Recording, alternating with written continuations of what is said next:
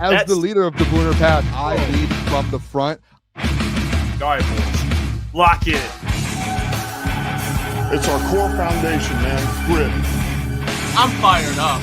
I'm fired the f*** up, boys. It's pumping right now. It's got my juices pumping, boys.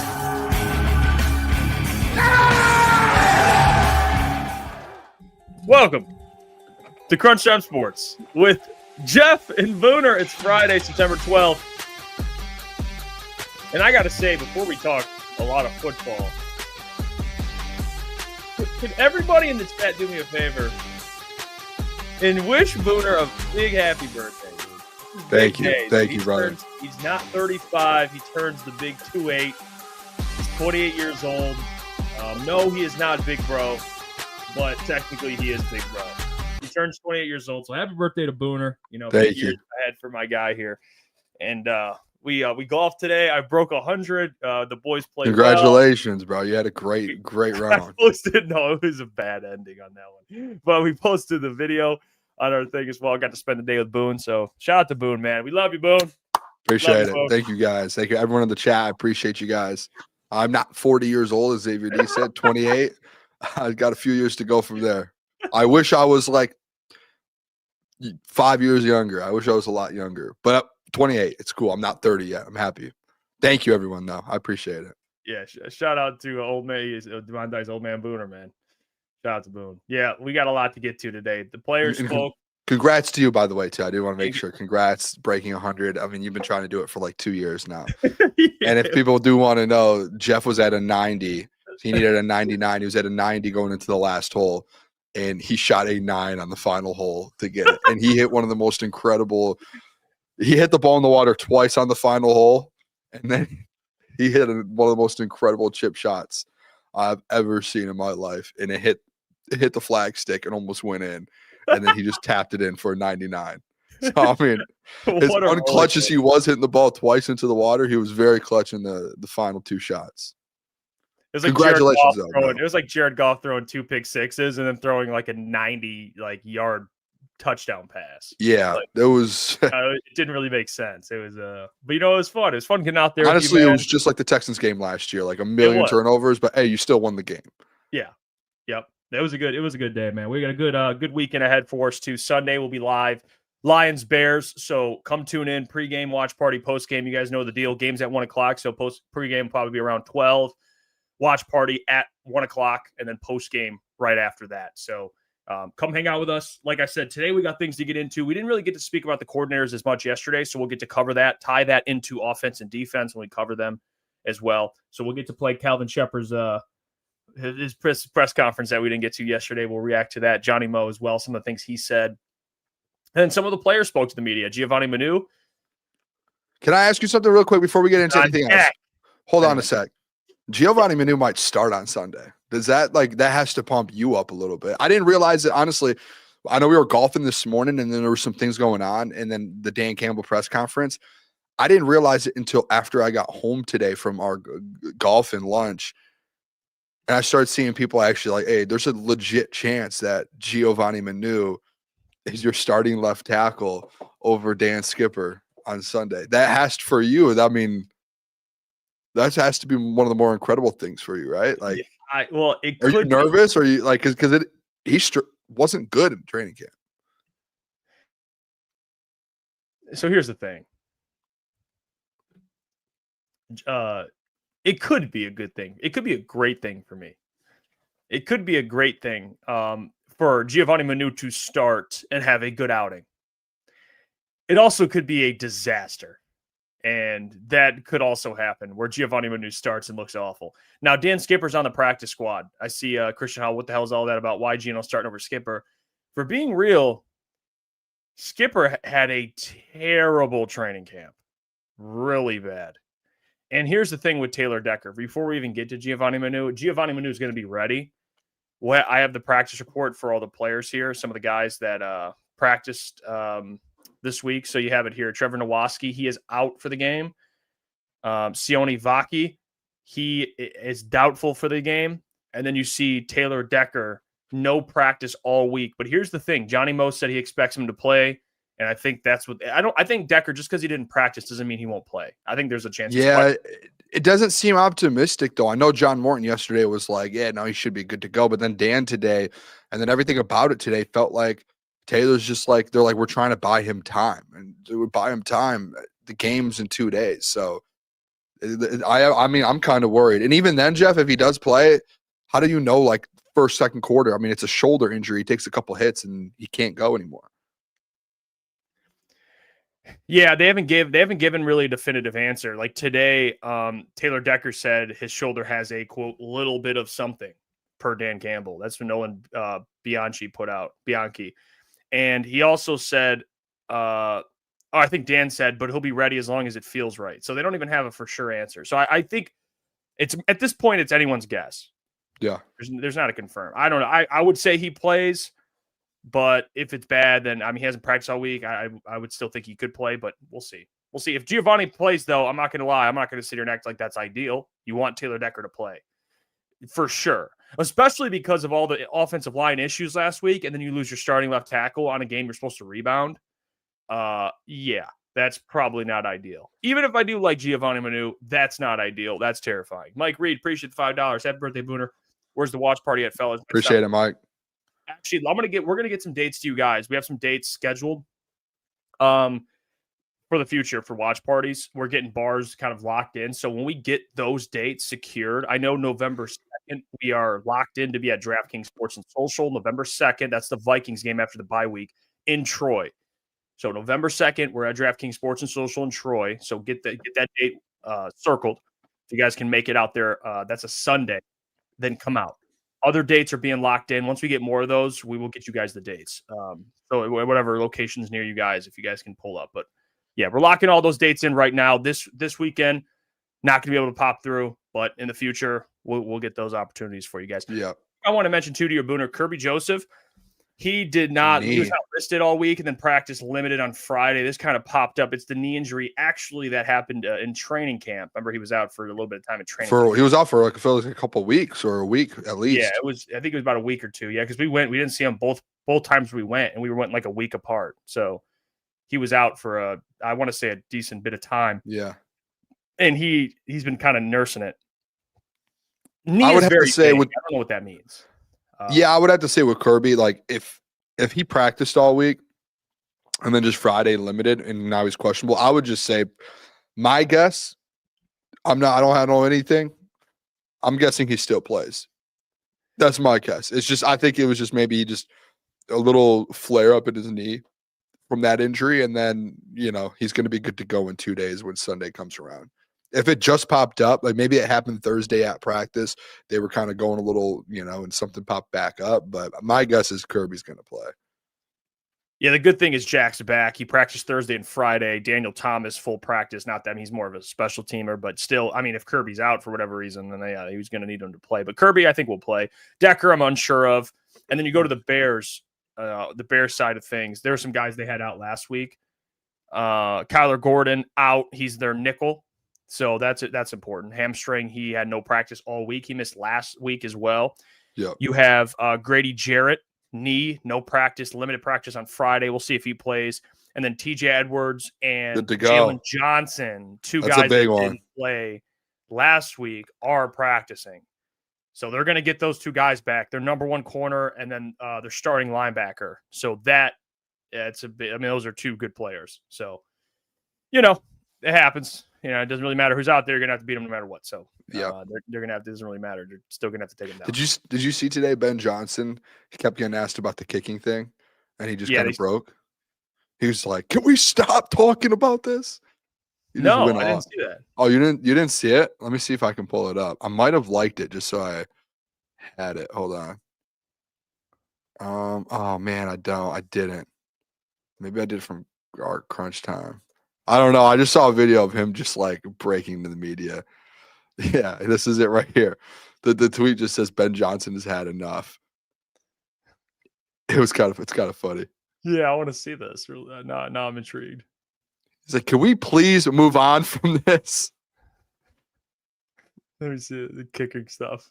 Ask about the end game kickoff thing one more time. Man, can we go on to the next game? I'm still on With the new rules, when it doesn't land in the landing zone, it's a dead ball, right? Mhm. So theoretically, could you just kicked it anywhere, just Short. on the Sure. 20 and the clock would have stopped? Mhm. Was that considered? Did not know dead that. ball? Yeah, it was. Yep. And Listen, last time I'm going to bring up last game, okay? Yeah. I got greedy and I wanted the extra 5 yards. That's why we tried to kick it out of the back of the end zone. Simple as that. Okay.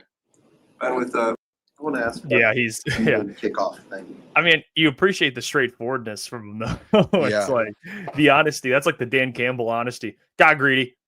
It is what it is. All right, let's move on. I mean, they're not wrong. I didn't even know that was. If you're a head coach and you knew that's a thing, you just kick the ball 2 yards and it's just they get the ball over there. Like, so why wouldn't you just do that? I get the 5, but it's 5 yards at the end of the day, and essentially puts you in a spot. Yeah, that definitely showed, and that's where I'm curious from like Ben's perspective is. I think Ben's going to be a really good head coach, but it's only his second game as a head coach. So I think the Lions, you have an advantage already from that standpoint in terms of managing a game. You know, they have the advantage. Dan has way more experience under his belt. I know he has 2 inexperienced coordinators, and yes, I don't care. I'm calling John Moore an inexperienced coordinator because he's only in his second year second ever time doing in a it. long time. So he's a smart dude up football wise, but like Dan's experienced enough to where you're like, okay, he can hold down that ship overall. Like game managing, I know Dan's had his blunders and people have kind of went at him, but you trust the dude in terms of game management, especially against Ben Johnson. So I think the thing with Ben is like, okay, you kind of fumble there late against the Vikings. You know, what we got anything else up your sleeve this week? I mean, last time the Lions played the Bears, Matt Eberflus, he had something up his sleeve. You know, they played the No, literally, he had a timeout up his sleeve, just didn't use it. He was saving the Didn't timeout. touch it, man. He left it in his sleeve. Yeah, that's another thing I'm kind of curious about because, you know, the thing I want to mention before we move on and get to Lions Bears is I know we did our watch party yesterday for Packers Commanders, and it's a good time to kind of bring up just evaluation of the NFC in general. I mean, the top teams, the way the Eagles look, you know, they didn't look great, but they lost Jalen Carter early and still beat the Cowboys, whatever. You give them credit for the win. The Commanders did not look great last night. I know Jane Daniels actually had his knee looked at. He took some hits. A couple weird hits in that knee, man. They clawed back late, but at that point, it wasn't enough. Yeah. Then you have the the Packers, who look really good right now. Just gonna say it. They look like a problem. Not even in the division, but in the NFC. They do. They look like a problem. So when you have those teams, and then you talk about the 49ers, 49ers just lost Brock Purdy for I guess like 2-3 weeks. So you have Mac Jones starting the next couple of weeks. Don't sleep on Mac though. I'm just saying. Listen. In a Kyle Shanahan offense, I'm just saying, just don't sleep on him. Is he Brock Purdy? I mean, Brock Purdy's not a. He's probably a top 12, 13 quarterback. Yeah, so I mean, he probably at the back end of that. Yeah. Is Mac Jones starting? I think Mac Jones could keep them in the game and have a chance to win it. Okay, but they downgraded. Whether it's a significant or not as significant, they don't have their starter. Rams, I still like the Rams a lot, even though Matthew, I don't know what his health looks like. No, go ahead. What were you gonna say? I was saying, can we just say the Packers might be the best team in the NFC right now? Like you're just jumbling or jumping around it.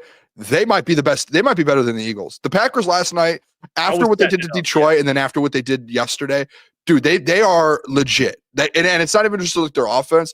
Like that defense is unbelievable. That every time when we were doing the watch party, the Commanders could do nothing. And just the fact that they get up a couple scores and they change their defense just a little bit, like that's when the Commanders kind of get back into it in garbage time. It was kind of like the Lions with the Tesla touchdown. It's just, they're just going to get back into it. They never really had a chance. There was no chance that the Commanders were going to get stops down the stretch. And then there was no chance outside of maybe a possession or two that they were going to go and score to win a game. Like that defense is just, it's too good.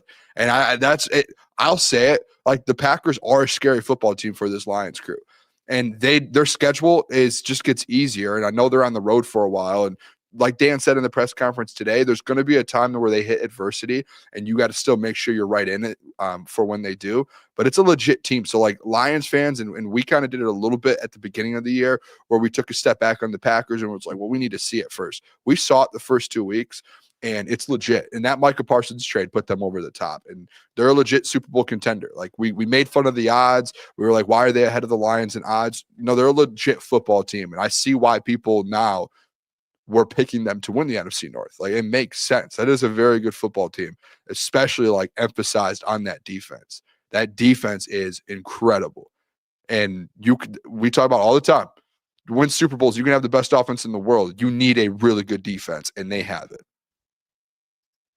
You know what the strength of the Packers now with Micah is their ability to rush the passer. And the issue that teams are going to run into is if you go down against the Packers and you have to throw your way back into a game, you're just allowing Rashawn Gary and Micah Parsons to just They have very good safeties. They have insane. Their linebacking core, Jeff, they are so good.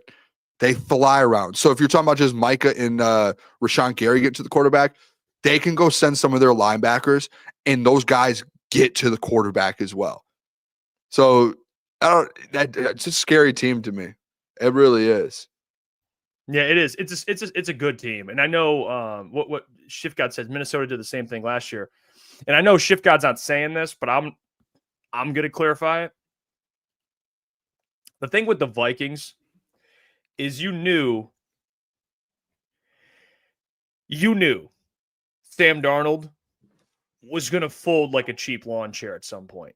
All right. And Jordan Love can certainly do that. But the thing with Jordan Love is he's much, much, much more talented than Sam Darnold.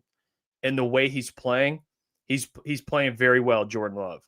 And that's where I think this has it's a little more real and a little more scary what the Packers are doing. So I think, although Shift is exactly right, we can't overestimate them early. But I think the difference is like Jordan Love, we've seen him do this in the playoffs. He played a really good game. They beat the Cowboys. He played well until late against the 49ers. They almost made an NFC Championship game. I know Jordan Love. We talk about his inconsistency, all the inconsistencies with Jordan Love. But the reality is he is talented. I mean, you see him. They're having him sling the ball around. And on top of that, they lost Jaden Reed, but they have so many different receivers that can make plays. It's not like they're losing. It's a good weapon to lose. I know Jaden Reed broke his collarbone, so he'll be out probably 5, 6, 7 weeks, whatever it is they said. He'll be back for the playoffs. But they have other guys like Romeo Doubs, Christian Watson's coming back at some point. They're gonna have all these receivers healthy, and Matthew Golden's still there. Wicks was making plays. They had what was it? Was it Malik? I think they had like Malik something. They have like a young receiver. He was making plays. I mean, they have so many guys that are options. And Tucker Kraft was excellent last night. Tucker Kraft was making a ton of plays, which, by the way, thank you. I have him in fantasy, so he helped me out a little bit. He had a big day. The Packers seem more real for sure. They do. And Jeff Hafley on the defensive side is doing a really good job. He's a really good defensive coordinator. He really is. So, and I respect Matt LaFleur. You can go at him all you want. He's still a good coach. So I think he's one of the better coaches in the NFL. People hate him because he's the Packers, and people want to be like, it's Matt LaFleur. Like, no, he's a good coach. Like he's a very good coach. Well, they're hold on, let me see. I want to make sure I'm right on this. Yeah, they're special teams coordinators, Rich Bisaccia. Yeah, one of the best in the whole league. Yeah, one of the best special teams coordinators in the league. Offense, defense, special teams, three phases of the game, man. They have players. So yeah, no, they're legit. Listen, I want this to be known as well, Jeff. This isn't me being like the Packers are going to win the division. I still think the Lions have a really good chance. I think the thing that's happened where Lions fans do need to realize, and I'll say it again, we did it. Me and you did it when we picked the NFC North and we were having the conversations. And when Micah got traded, we even did it, and we broke down the rosters and we were like Lions, essentially. The Lions can still win this division, and they're still just, in my opinion, like they have just as good of a roster as the Green Bay Packers. The Packers just caught up to them. Like that's all that's happened here. And obviously week 1, the Packers dominated them. So, and it was week 1 with new coordinators. So it was like a struggle to wrap your head around it. And it made it look that much worse because it was so bad. I think it's a lot closer than people think. I think these two teams are still 2 of the top 4 teams in the NFC when it comes down to it. And these are two teams that are going to be competing to win a Super Bowl. So they just caught up to us. Like that's the bottom line of it all. So it's not that I don't want people to think like, oh, you guys don't think they're going to win the division. Lions can still win this thing. That's not far off at all. It's just about there's a team in this division. I know the Vikings were 1 game away from winning it last year. There's another team in this division that just caught up to you. And that's the frustrating part. Super Bowl Wilson says Green Bay is showing all the signs of a team that starts hot and fades as the season goes on. But I would ask this, not that can't happen. That can happen to any team. What sign? What's the sign? I'm curious. Fair point. Yeah. What are the signs? Actually, I would love to know, Super Bowl Wilson, the sign. Yeah, and I'm not saying everything looks good. I'm not saying it to be a smart ass. I'm actually just genuinely asking, like, what would be the sign that would say that they're just going to fall off? I don't know what. I'm trying to think of a sign. I mean, they have a great defense. Their offense is solid. The only thing you can argue maybe is like their weapons offensively, or Jordan Love gets hurt. But that's not a sign. That's just something that happens all the time there. Yeah, they dominated both their matchups. I mean, that's impressive. I think the signs to me about a team that's like Fugazi is you're beating either A, bad teams, or you're beating teams in like a close, maybe a sketchy fashion. Like it's like weird ways you win a game. They straight up dominated the Lions, dominated the Commanders. I don't know what am I supposed to say about the Packers? That's bad. I mean, seriously, they just dominated. I guess the only thing I'd bring up is like, okay, Jordan Love, can he keep up this level of play? Yeah, it's more consistent. I mean, we've seen Jordan Love every year. He plays this good in moments. And then, by the way, hold on a second. I'm sorry, Jeff. Did Tarek Skubal get hurt? No. Are you serious? Yeah, he got hurt. Reaching for the left side of his body after throwing a pitch. Reaching for the left side of his body? Don't like that. Is there a clip? Did you see it? He only pitched 46 pitches. Is there anyone watching the game right now? Did it look bad? Did anyone see it? I did not know that. I think it just happened. Like the last. Steve says he says it's been the last 25 minutes. Okay, I thought it was just. I literally got an alert on my. Yeah, we've been live. I literally just looked up 23 minutes. 23 minutes. I just looked at my phone, and I just got an alert on my phone. Yeah, I'm not watching the Tigers game. We got a show to do here, but that's like heartbreaking, that dude. That's like what? That's tough. Skubal, man. No, he grabbed under his throwing arm ribs. Is that a bad injury? The one injury that really scares me with pitchers is when they grab their elbow. Yeah, don't even start. Yeah, once you get to that, that's what. So luckily, it looked like he was grabbing here. So once you grab his elbow, you're like, oh, especially a guy like Scoop. Oh no, John effing Lord. That's. This is John Lord. Breaking news: Jeff don't care about the Tigers. Yeah, you're right. You're right, John. Intercostal tear. Steve Lehman says. Intercostal tear. See, we pronounced it right. But we don't know that. We don't know that. Don't say we did. No, I'm saying we pronounced it right, but we don't know what the hell that is. We might not have pronounced it correct. It could be coastal. Intercoastal tear. I think that'd be an A. Isn't that like an OA? A? Like OA? Coastal? Oh, yeah. Coastal Carolina. Okay, good call. Good call. That's why we work through these things. That's why we work together, yeah. I'll be honest with you real quick. I can't get out of my head that you got a 9 on 18 today. I can't get out of my head, dude. That's one of the most. I'm gonna be honest. Like I should have shot like a 96, probably. Yeah, I'm sorry. I don't know why it just popped in my head again, but it's just bad. Like it's so. What did I shoot? I don't even know what I shot. Yeah, I did. I've never heard of the intercoastal tear. Okay, I did not know. No intercoastal between the ribs. What does that even mean? What do you think I shot today? Without saying, or should I let the people 95. guess? I'll let the people guess. I'll let the people guess. Drop in there. Jeff shot a 99. I love that course, by the way. Yeah, Pine Valley. We're going back. It's the easiest course of all time. I can get an 89 there. By the way, an intercostal tear or muscle strain occurs when the intercostal muscles between the ribs are overstretched or torn. Still don't know what that is. Yeah, well, we're not in the medical field, so. Oh, shout out Spencer in the chat. That's fair. He said 89. I haven't gotten 89 yet. I've my best round. Intercostal, yes. You've been. You got me saying coastal. You said the coastal. You told me it wasn't coastal. I know you planted it in my head. You said it. Damn it. I did not shoot an 89. I did not shoot a 96. Yeah. What'd you shoot? 95? 93. It's pretty good. Yeah. Felt good out there. Let me ask you then. All right, before we move on, because we're going to get into Lions Bears, I do want to get into just the conversation. They're looking in the face of 0-2. The Packers are 2-0. Vikings are 1-0. But the Lions have no choice. You have to respond this week. I mean, they have to win. They want to win every game, but this week just seems much more important given what's going on in the division. Before we get into all of that, I do have to tell you about our friends over at Comer and Cross. Because if you're not using Comer and Cross, then what are you doing? What are you doing? One-day installation for concrete floor coatings.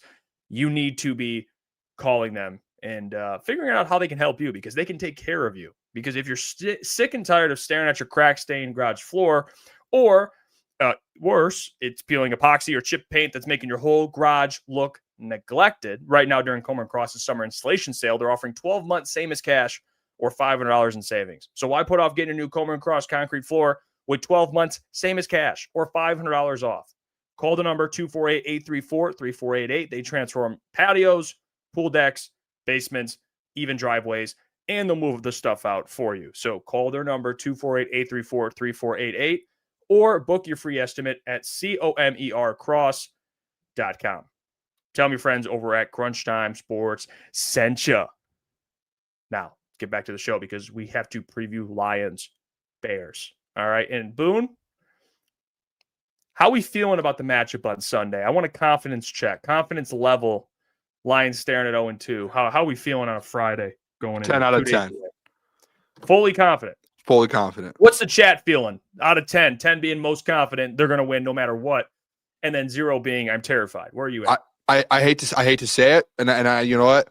This could be one of those like worst takes of all time. I don't see a world Lions lose on Sunday. I don't.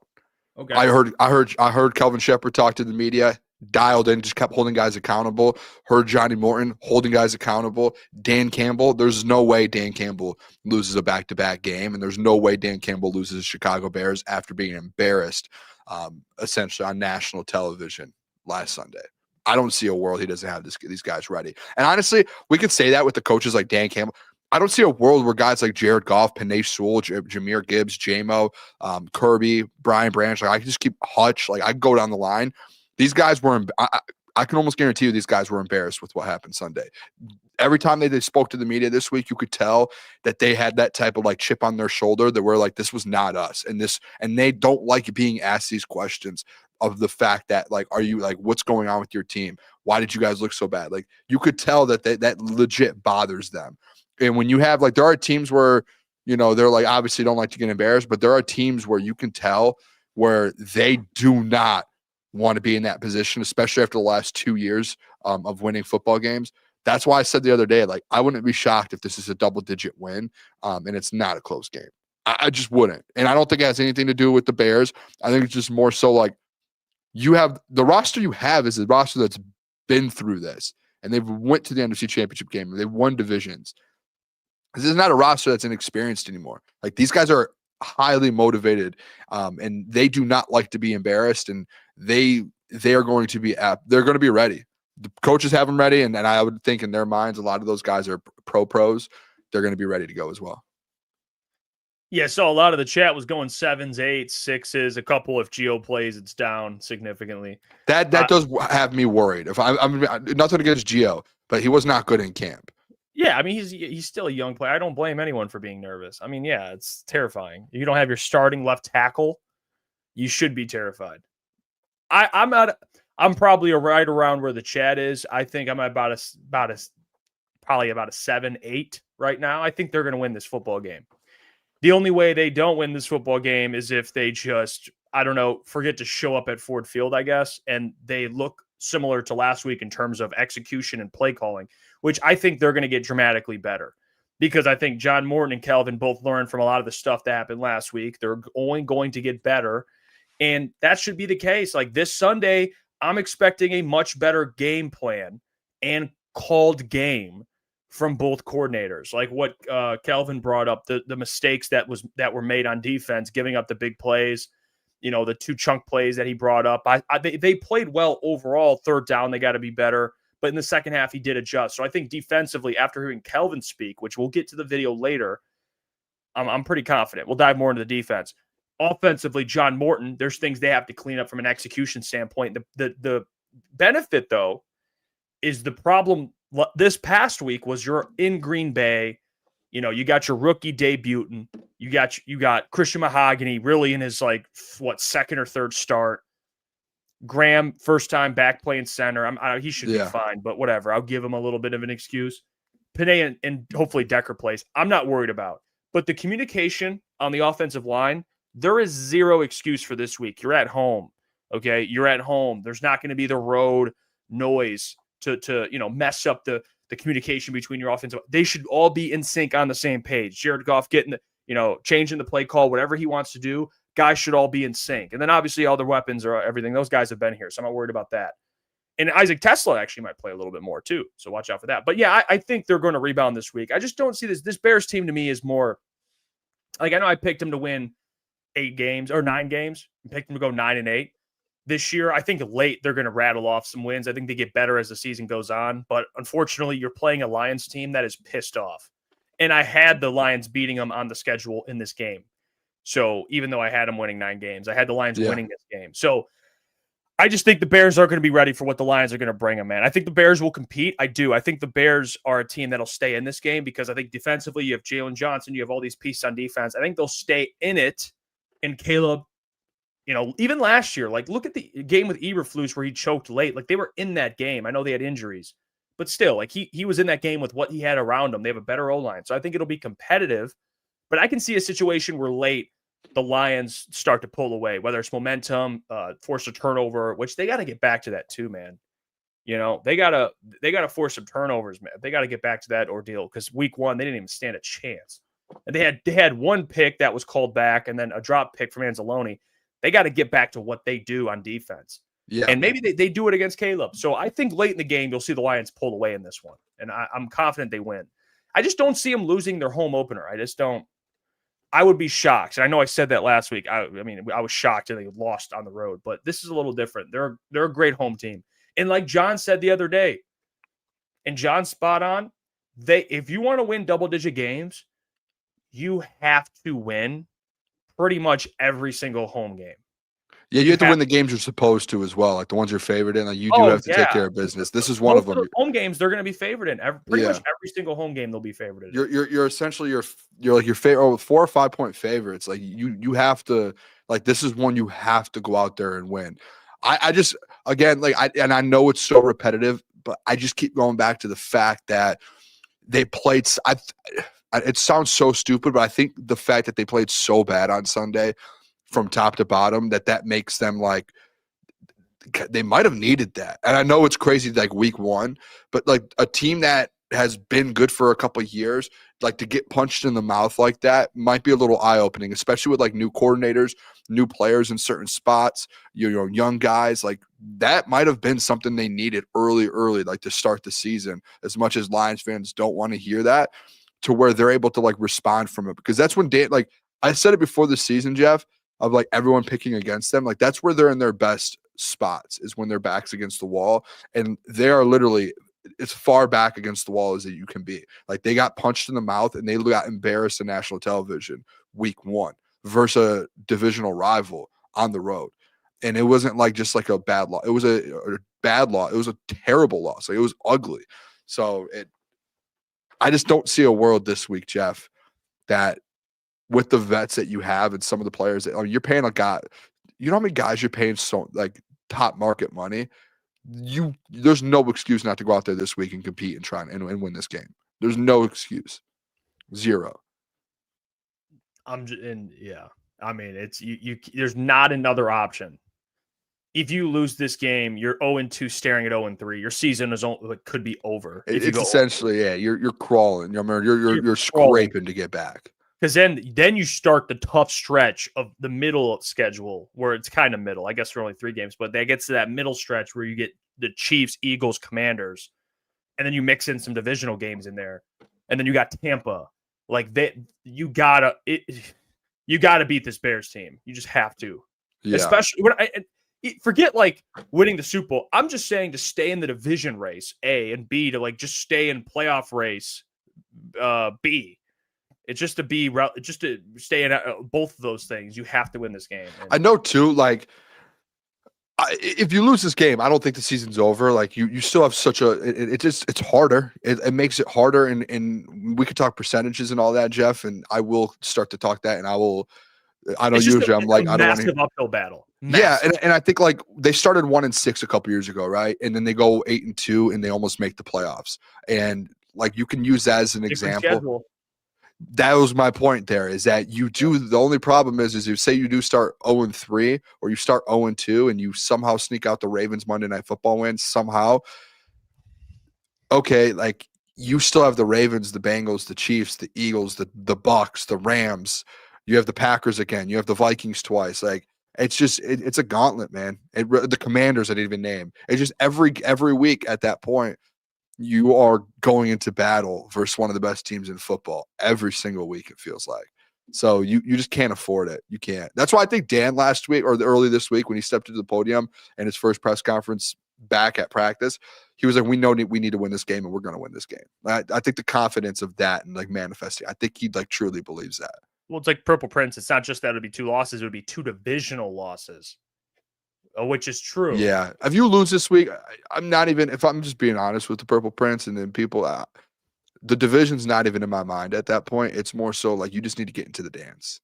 Like you need to make sure you're there. Exactly. Yeah, that's a good. That's where my brain goes to. Because really not you're just trying to make the playoffs at that point. You're like, fuck it. I mean, at this point, it's like you're just trying to make the playoffs. Spencer, gotta let Tesla start. Got to let Tesla start. Love Khalif, but dog has had like 18 years to try and become a starter. Yeah, I mean, man, this guy just did Khalif so dirty, but he's not wrong. I mean, Khalif has had probably 18 years to try and become a starter, and he just hasn't. So I think they like Khalif because of his veteran experience, but there's no denying Isaac Tesla should be. Got to get Tesla some run, dude. You have to. You cannot go another week. Tim Patrick away. I think, okay, to be fair, and I will give them the benefit of the doubt, like, he was sick all week last week. He practiced once, they said. So it's hard when you're, especially. No, that's fair. I mean, and I think on top of him being a rookie, first game week, like, I don't think sometimes people might not realize, like, when you are going through the game week, especially, like, the game plan is a massive piece throughout the week. And if you're not there to be installed with that, you're probably not, unless you're a vet and you've been around and you know kind of, but for a rookie that's never gone through a game week and has never gone through all of that on-field practice, getting ready and preparing for that, it's probably hard to throw a rookie in there and just be like, here you go. That you could, maybe you could get him more and make it simplified it. I think this week you're going to see more than 3 snaps. I would think you at least, let's say 10, like get the guy 10. Let's get double digits. Yeah, I don't know. I'm just throwing it out there. Crank it up there. I want to see 10 because there's nothing that would suggest you'd be a liability anywhere. I mean, he's got great hands, big, fast, can block. It's not like, well, he's not the greatest blocker, so we have to take him out. No, he can block, so he can play pretty much every snap you need him to play. It just depends on how much they want to throw at him. Which they could take their time, but I think he's ready, bro. Tesla's he's ready. He's so ready. I know he didn't get a lot of run with the ones in training camp, but I'm with you. I'm with you, Spencer. I'm with you on that. Got to give Tesla some run there. Let me see. Ross says, what's the word on Decker? Are we stuck with Manu? He's questionable, Ross. You're not going to know. They're going to come out with that game day. Decker wants to play. Dan kind of gave an open-ended answer. It just depends how it feels. I think that was the thing he said. And then John Morton said he's confident he plays. There's just a lot of like back and forth. No one's going to know until Sunday. I would think I would say that just because he didn't practice all week does not mean he won't play. Because Decker's the type of guy he doesn't need to practice. He can go out there and play. Just depends how he feels, honestly. Yeah. That's really it. He could wake up Sunday and the shoulders bothering him, and then you're screwed. So I don't know. Or it could be a game planning. I'm nervous for the Gio thing. It could be a game planning thing. A little bit. I don't know. Can we play just a little bit of Gio's interview? Yeah. Like maybe the first 2 questions, because one of his first 2 questions, I don't know, Jeff, like this is the problem I have. People know this. If you've been following us for a while, like, you know how easily I get like convinced, especially if a player said or a coach says something. I believe it. Like if they say it, I believe it. And Gio had a bad camp, and it was known. Like it's not me just saying that. Like it was known he struggled. But then like he does his interview, Jeff, and one of the first 2 or 3 questions, he's just like the confidence of him being like, I told myself if my number ever got called, that I would be ready to go and I'll play the best football you've ever seen, or something like that. And I'm just like, is this guy just a gamer? Maybe maybe he's a gamer.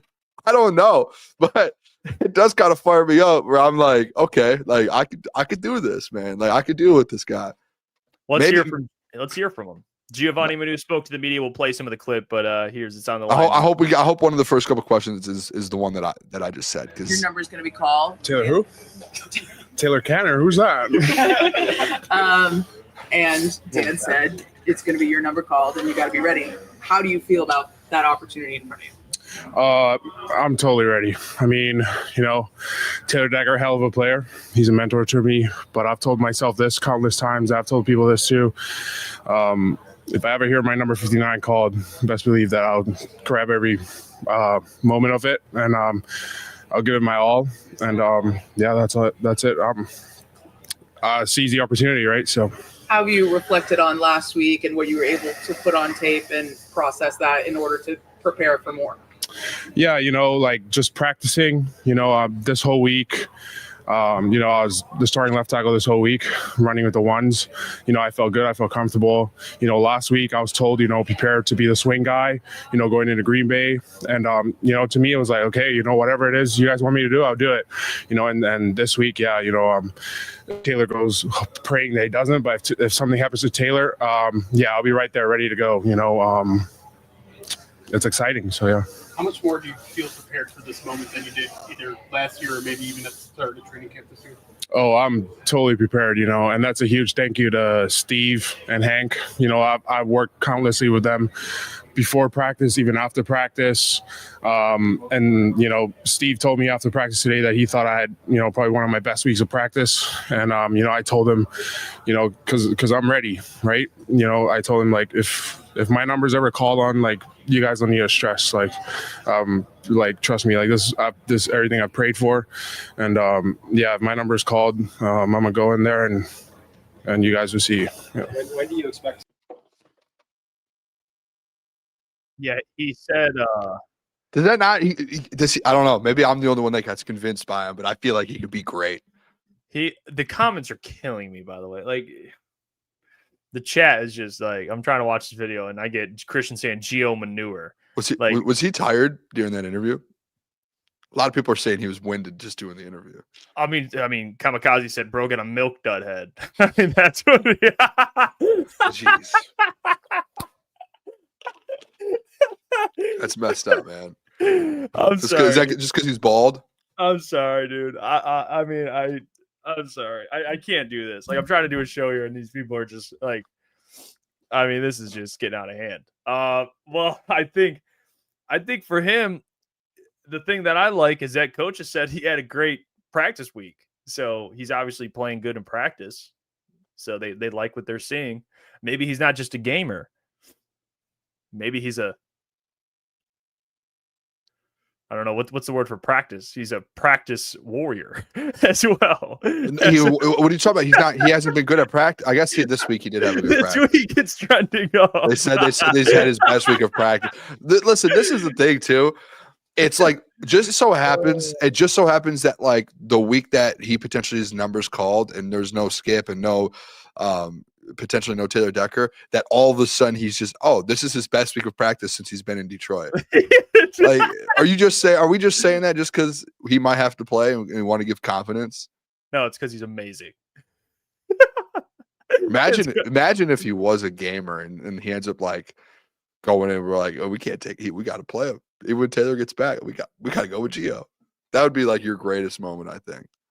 Yeah, it's because he's the absolute GOAT, and that's exactly why. I will say I'm not. This is not an ideal situation. I might like Giovanni Manu. I'm not going to sit here and act like this is the best situation for the Lions. Is for him to play. You want Decker to play, but we'll see. He seems like he's super confident about it. So I mean, that's cool. Jack Campbell spoke a little bit too. He was. I mean, I'm going to be honest. Jack Campbell, he's just a football guy. He's not really a guy you're watching the media about. He's just, he was just over there saying he's very PR. He's the captain. He's a good, he's not the actual captain Anzalone is, but he will be at some point. But he speaks like a captain. Dude, he fires me up. Captain Jack, man. There's something about Jack Campbell, dude. And I know I've been saying he's going to be an all-pro linebacker. There's something about Jack Campbell, dude. He just fires me up. I think it's just because, I don't know. He just reminds me of just a dude where it's like he just plays football and hunts. That's like his life, and that's it. Like there's just nothing else to it, and I love that. Like growing up where I grew up, it was just like football and hunting. Like the dudes that were like good at football, they were just like hunters and farmers, and that's just what Jack reminds me of. And it's like he's in the NFL and he like made it, and he's like one of the best in the league at what he does. Now that we're kind of off of Giovanni Manu a little bit, That's such a tough last name to have too, because if he's bad, I mean the jokes. The jokes just make themselves. Johnny Moe did say the communication issues on offense. He said it's an easy fix. Again, not in panic mode. Are we expecting a high flying Johnny Moe offense this week? Is this what we're expecting? Is that fair? No, honestly, high flying. No, I think a good offense. Yes, I think they score 30 this week. Okay. Dude, I don't know.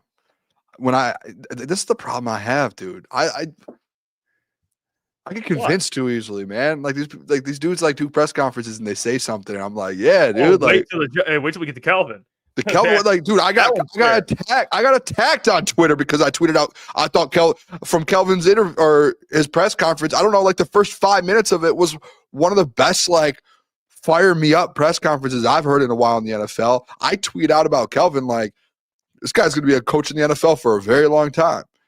And people are like, you're an idiot. Off of this? Yeah, dude. Did you watch it?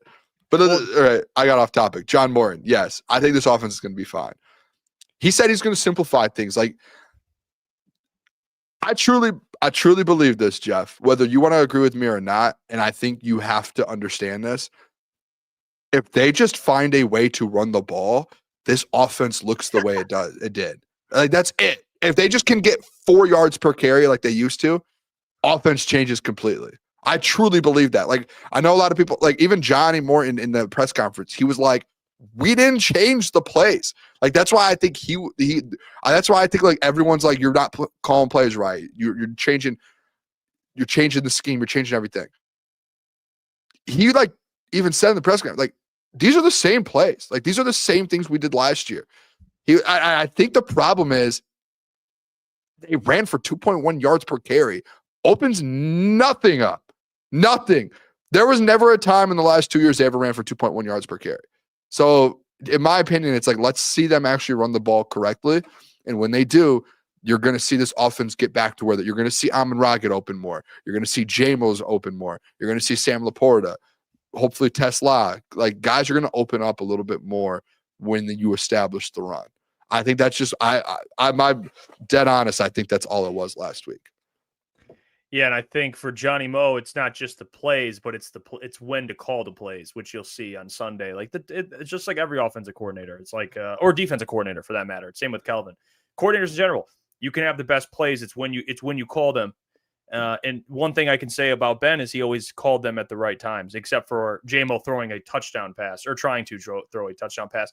And people didn't like that, which I don't blame you. That was not the greatest decision from Ben Johnson. But for the most part, usually had pretty good play calls when you needed them. John Morton this week, that's what you're looking for. It's like, okay, you have the plays. When do you call them? You know, third down, third and short, third and long, first down plays. You know, whatever. In the red zone, they didn't really have an opportunity to take too many red zone opportunities, but they couldn't really do anything with the football. But that's what you're looking for this week for Johnny Moe. It's just I want to see this offense look a lot more productive, yeah, but I just want to see it. I want to see it. How do I say this? I just want to see I want to see Detroit Lions. I want to see a Detroit Lions offense that we've seen. Like I want to, not that you have to score 50, but I just want to see like, oh, they're taking what they want. You know, they're efficient. They can run the ball. Goff isn't getting hit every other play. Like there's stuff that you're just like, can we just get some Detroit Lions football back? That's what I want to see. I want to see more motion. You know, like can we get more motion? That's a big one. I do think that's a big one, and I think John Morton actually. I could be wrong. Maybe he mentioned it. I think that's something that they did realize. And you know what? If they do more motion, I think the doc deserves a little credit for calling it out, even though the doc got a little, punch back from Dan. Maybe that was a moment where Dan was like, "Oh, I told him to watch the film. Let me go. Oh, wait." We only did it 10% of the time when last year we were doing it 60% of the time or whatever the stats are. Like, okay, maybe they are up to something here.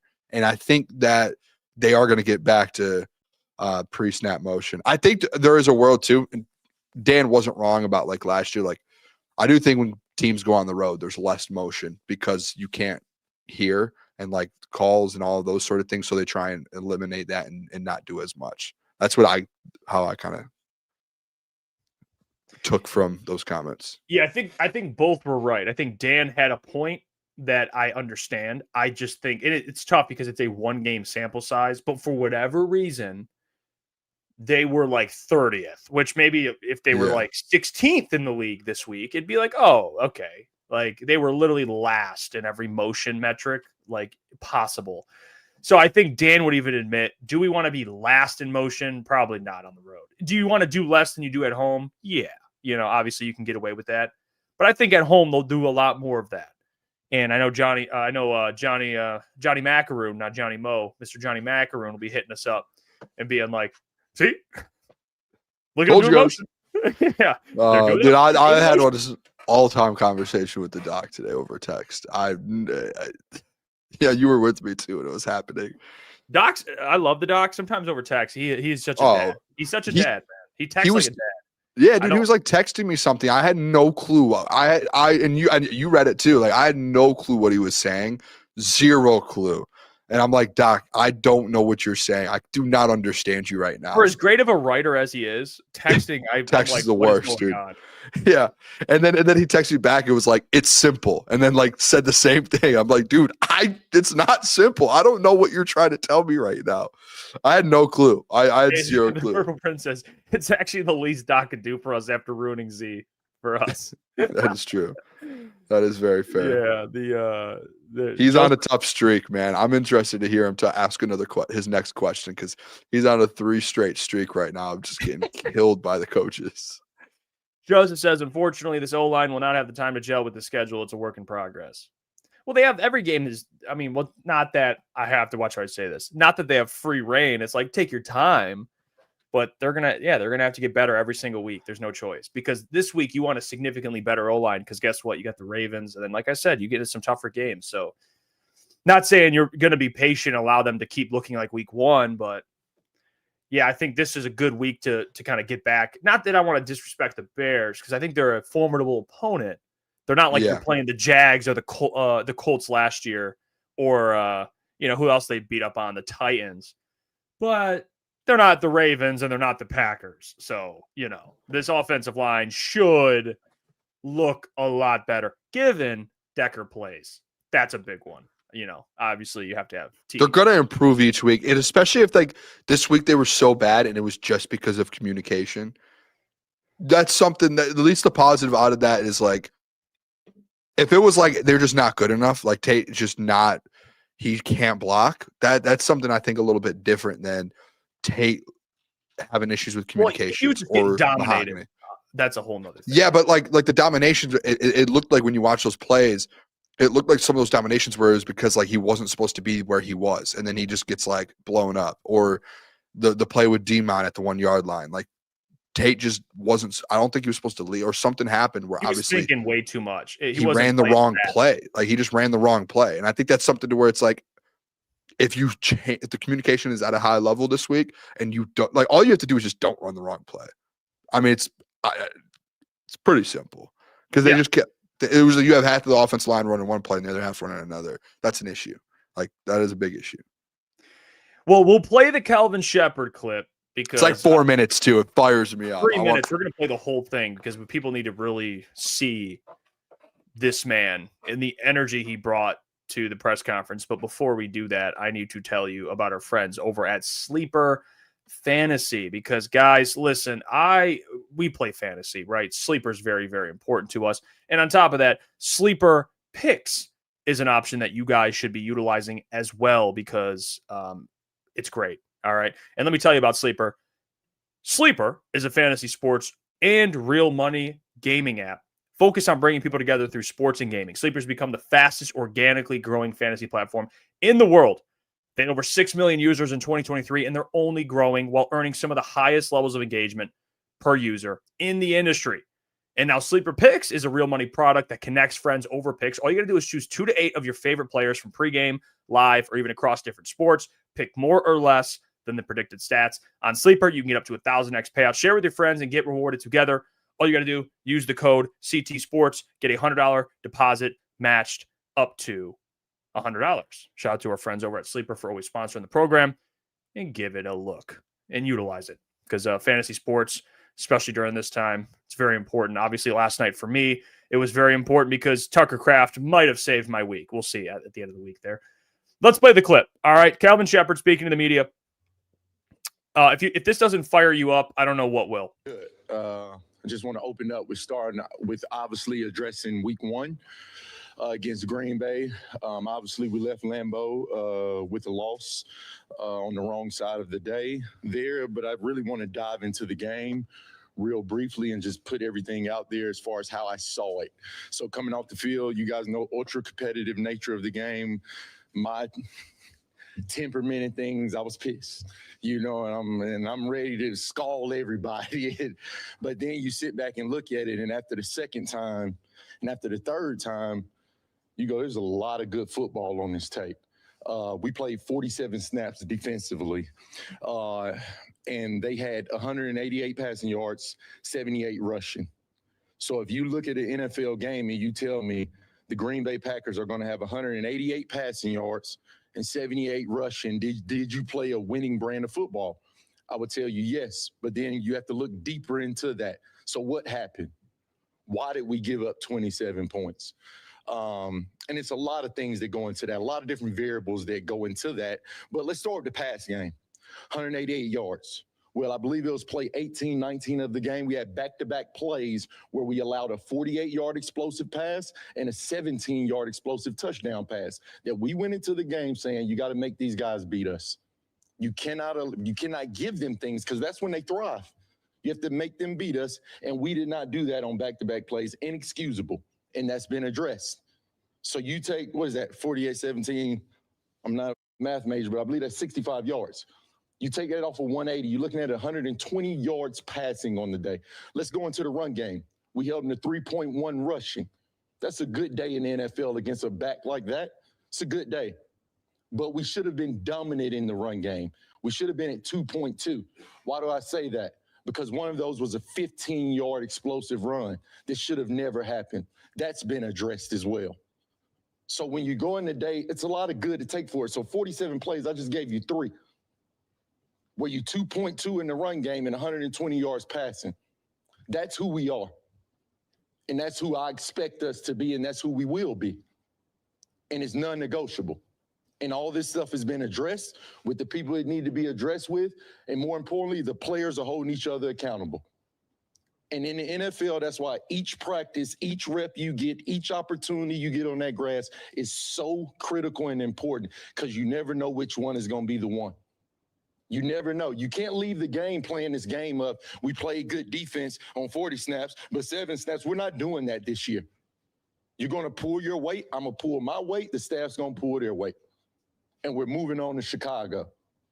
and I'm looking for us to play up to the standard that we're capable of playing up to. Any questions? Does that not fire you up?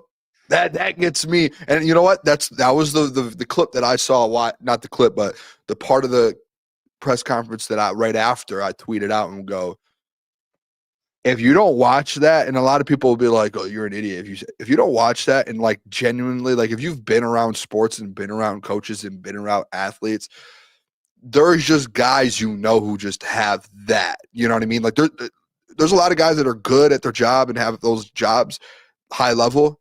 If you just have that, like that switch, you're going to be good in this league. And that's like what AG had. And look at AG. He's a head coach in the NFL. I think Shep has it. And I think the guys respect him in that room because he is a former player, and hearing like him being like, we're holding these guys accountable. And yeah, a lot of people are mad in my comments. The people that didn't like it was him essentially not taking accountability for it. I think the fact that his accountability taking is like, I got to hold these guys accountable. Like these are the players that I'm coaching. And I think he understands that. So whether you hate it or like it, that's a great coach right there. It really is. And him looking at it the way he does and the perspective he does, he's fired up, man. I think this defense is going to end up turning around a little bit. I do. And I know people, it's just a press conference, Boone. Okay. You'll see. I think as much as I love I love it. You know, we can all agree. Talk. Here we is go. cheap. You got Talk something. is cheap. You got something here. I know you, man. I've done this thing long enough. No, with it's you. just I think talk is cheap. But we got to see it. I think it's great. I think here's what I'll say about it, to be honest with you. All right. I love his passion. I think it's infectious. Players, I can see why people would say this guy's a future head coach, because players, if you could see, like, if he's in a meeting with players, he could address the room and people would be looking at him like, you know, locked in, like the Jason Kabinda clip, like with Dan Campbell. So I think he has qualities I really like. But at the end of the day, just because he, you know, and I think a lot of here's the other thing. So that's A. B, some of the points he actually made are fair. That they made some mistakes giving up big plays. Yeah. The problem is we can do the whole take away this, take away that all day. And he wasn't excusing it. I'm not saying he was. No, breaking it down. He was just breaking it down. Yeah. But in the way he broke it down, I think it's fair. I think it's fair because, like we talked about, Jordan Love only had like 188 passing yards. I mean, he didn't have to do a lot. They scored points like pretty quickly on, especially in the first half. Second half, I thought Calvin got a lot better. But I'll give him this. I'm less worried about the defense than I am the offense. Like, I'm not saying the offense is screwed, but I'm more confident that Calvin will get the ship right. Yeah, for sure. I think the thing too with Kelvin, and I don't know if guys up, man. He does, and I don't know if you believe this. And there's some of the people in the chat that are like, "Well, he needs to fix his schemes. He needs to do this." I actually don't think it was like on Shep when it comes to schematically and like playing. Obviously, they play a lot of man. Like, I don't know if you ended up watching some of the all 22 and team. That's what he said in there. Yeah, and I don't know if you watched a lot of the all 22. Like, Shep was getting guys in positions to get to the, like, he was sending 5, 6, and like in those spots, like the secondary, like they weren't open. If you do watch it, like, it wasn't as bad, I don't think, as people think when it comes to Shep's scheme or anything. I think he actually kind of said it the best was, listen, like, if I'm going to send some of the linebackers, like, you better get home. Like, you better get there. And I think that's why he was so frustrated this week, was because I feel like he, like, in his mind, and it felt like it a little bit, like there was a good game plan, except like when they sent the linebackers, they just weren't doing their job. Like, they're expected to get pressure on the quarterback, and they just weren't getting there. The edge rushers, like, they're getting put in positions. Like, yes, if you want to get mad about Hutch dropping back or Davenport dropping back, I think those are fair, like, schematical things where you're like, what are you doing on third down dropping Aiden Hutchinson? Like, those are the parts that where I'm like, yeah, that's not good. But, like, the touchdown with Terrion, when they asked him about it, he was like, TA just has to be better. Like, that happened last year with TA versus the 49ers, he said. And he was like, he just let it happen again. And he was like, if you want to be a pro in this league and on my defense, you can't make the same mistake twice like that. So it's like, I'm going to put you in the position to be successful. If you're going to be the one that, if you're not going to get the job done, then like, you're not playing, essentially. And then he obviously didn't say that about TA, but he did say, like, to TA, like, dude, you're a pro. Like, figure this out. Like, you can't make the same mistake twice on an exact same play. So I think that's where like Shep a little bit holding guys accountable. Like, hey, I put you in the correct position schematically to cover that, and you messed this up, and you need to lock in, and you need to be a pro's pro and go get the job done. So that's where I think in my mind with Shep, I respect it a lot, because not a lot of coaches will tell how it is with players. And he did that the other day with these guys. He did it with his linebackers, and he essentially called them out for not getting to the quarterback. He had called the D line for not winning one-on-ones out. TA for making multiple mistakes at the same exact thing. Well, the TA thing, they said, do you think TA's injury had something to do with it? He goes, don't care. You're professional. He said, and he was like, if you're hurt, get out of the game. Like, don't play. But then I think Justin, because on your guys' show, the Lions Collective, Justin had brought up like, well, he got basically picked on the touchdown, and the other one, Kirby came down, and he was like when I think Justin asked him about both of those plays, and did you see what Shep said? Yeah, like, Shep was like, Kirby did his job. Like, TA is the one that didn't do his job. Like, Kirby did his job, TA didn't. And then the pick play, he's like, TA didn't do his job again. Like, he made that mistake last year, and he's doing it again this year. And I think that's like what guys need, is you need accountability. Yeah, and that's where I think maybe in the past there wasn't as much accountability, where Shep right now is like, listen, we are giving you the scheme to be successful. If you're not going to go out there and execute, there's nothing else we can do. And he did actually mention, like, maybe we do need, like, maybe there's a time where we get out of man because guys can't make those plays. So he's out there working, man. He's trying. Yeah, and that's why I think Calvin adjusted in the second half. He was actually the bright spot a little bit. I know the run defense was solid. It happened. I mean, when your offense is going 3 and out, and you got the defense going back on the field. I mean, at the time of possession, I know the offense, they were out there for a while. They were dinking and dunking at a couple drives, but they punted. They had the turnover. The first drive of the game, they had 3 plays, -4 yards, whatever it was. Like, it was just like. That's where I think for Calvin, I'm more confident this week. And I think he talked about, they asked him a little bit about the Bears game and stuff. I believe in that press conference as well. And I think this Bears matchup for him, Ben Johnson, because he said, going against Ben Johnson, and he talks like a head coach, because they tried to get him to get into like the him versus Ben thing. And he goes, I ain't worried about that. He goes, what do you say? This is like a training camp practice. I think that's the word to use. That's a fair point to that's a fair way to look at it, isn't it? He's like, it's going to be a training camp practice, fellas. This is what this is going to be right here. It's going to be a training camp practice. So I do think too. What do you think about this? I had a thought when I heard that the other day when I was driving home, because a lot of people are like, Ben obviously knows Jared and all of this, and he has an advantage. All that. I think the Lions have like the biggest advantage when it comes to the whole Ben Johnson thing, because like, all of these players for years played against Ben Johnson, his offense in practice, like all camp, all year long, to where like the players in Chicago, Ben can give them information and try and do what he can to help them and stop them. None of them played against these guys and John Morton and Calvin Shepard the last couple of years. Do you see what I'm saying? Does that make any sense? Yeah, it's like new. It's a new look on. New look on offense. Well, not. Both teams. Not even if it's a new look. Even if it's the same look. Like the Lions played against Ben Johnson stuff for years in practice. You don't know John Morton's the Bears. But the Bears. What I'm saying though is the Bears players, they didn't get to match up against the Lions for 2 years in training camp. They didn't. The Lions did versus Ben Johnson. Yeah. So they have an advantage over that, to where like they both have all the information in the world. The Lions players are the ones that actually got to play against Ben Johnson for years. Bears do not have that advantage. That's where I go a little bit more advantage Lions, because think Ben's gonna do stuff like running similar plays or running similar sets with different plays out of those sets.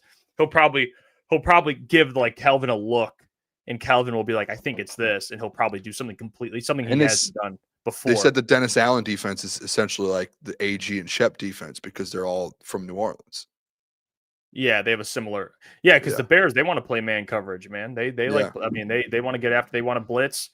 You see, they blitz too. Dennis Allen's they play an aggressive defense, aggressive style defense, which I think is what we want to do and we try to do, but we just didn't. It feels like we just never get to the quarterback. Yeah, and they do it with they have good linebackers. I mean, Lions have good linebackers too, but they did it against the Vikings. That's what they were suffocating JJ early in the game doing that.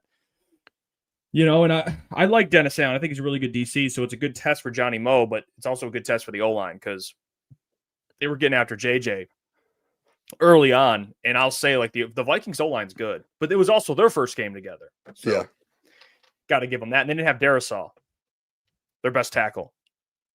So you got to say that too. I mean, they didn't have their starting left tackle. So, I mean, that kind of matters there. Time says, I don't care how the Lions win, just get to 1-1. We'll give our final scores out later in the show. We're going to get to pick them at 9:30 with Caleb. He's going to be joining the show, and we'll give our Lions scores out then. But before we do that, we got to get to Booner and his keys to victory for the Lions. We're back. We are back. Booner's keys to victory does it every single Thursday. But like yesterday, we had the watch party, so we're moving it to Friday. You give out your keys. Last year, pretty spot on every single week what the Lions need to do in order to win. What do you got this week for the Lions to get a win on Sunday? What's going on? All right. I think these three are probably the most obvious. I bet you right now, if you're listening and you throw in the chat your 3 keys to victory, I bet you we have 3 very, very similar ones. And I think it's just based off of last week, Jeff, and what they didn't do last week. The number one thing, I've been saying this all week, Jeff, I think the number one thing to get this offense back on track and then get this team, I'm going to ask you this. What does this team start? Like, what is the starting point of this Detroit Lions football team? That's the question I want to ask you. Just on offense. What is this team built on? The offensive line. The offensive line. And what does that lead to? Running the football, protecting golf. Establish the run.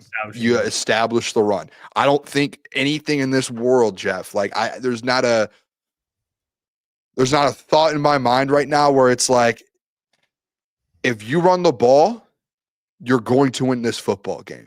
And it opens literally everything up for this team is if you start to actually get Jahmyr Gibbs and David Montgomery rolling on Sunday versus Chicago Bears, your play action opens up. Jared Goff could start passing the ball in play action. He's one of the best play action quarterbacks in the NFL. That is how he gets into his offense. That's what this offense is built on. Running the ball, play action, and getting guys and look at Joseph Murdoch. By the way, Joseph Murdoch, isn't there like a family, the Murdochs? Is I think that's the family that is Joseph involved in that? Yeah. Just threw me off a little bit. Sorry, I saw Murdoch, really threw me off. Sorry, Joseph. I didn't mean to do that to your I don't know. It's just someone we need to get FBI on whoever Joseph is. Shout out Joseph Murdoch. Never mind. No, never mind. It's I think he's good. I think he's Why do you know him? Anyway, go on. Yeah, go on. You know Joseph? No. I know the Murdochs, though. Yeah, me too. That's why I'm like, I keep seeing it on social media recently. I've seen they're doing like a doc about it. Really threw me off a second. But establish run. This opens up your whole offense. I said it, Jeff, that last week, I think the reason that people were questioning John Morton, I think that they were a little wrong in the fact of that John Morton still is running the same offense. Yeah, maybe play calling is all that. But I think just the fact that they still have, like, the people who are saying, hey, completely different offense. Wrong.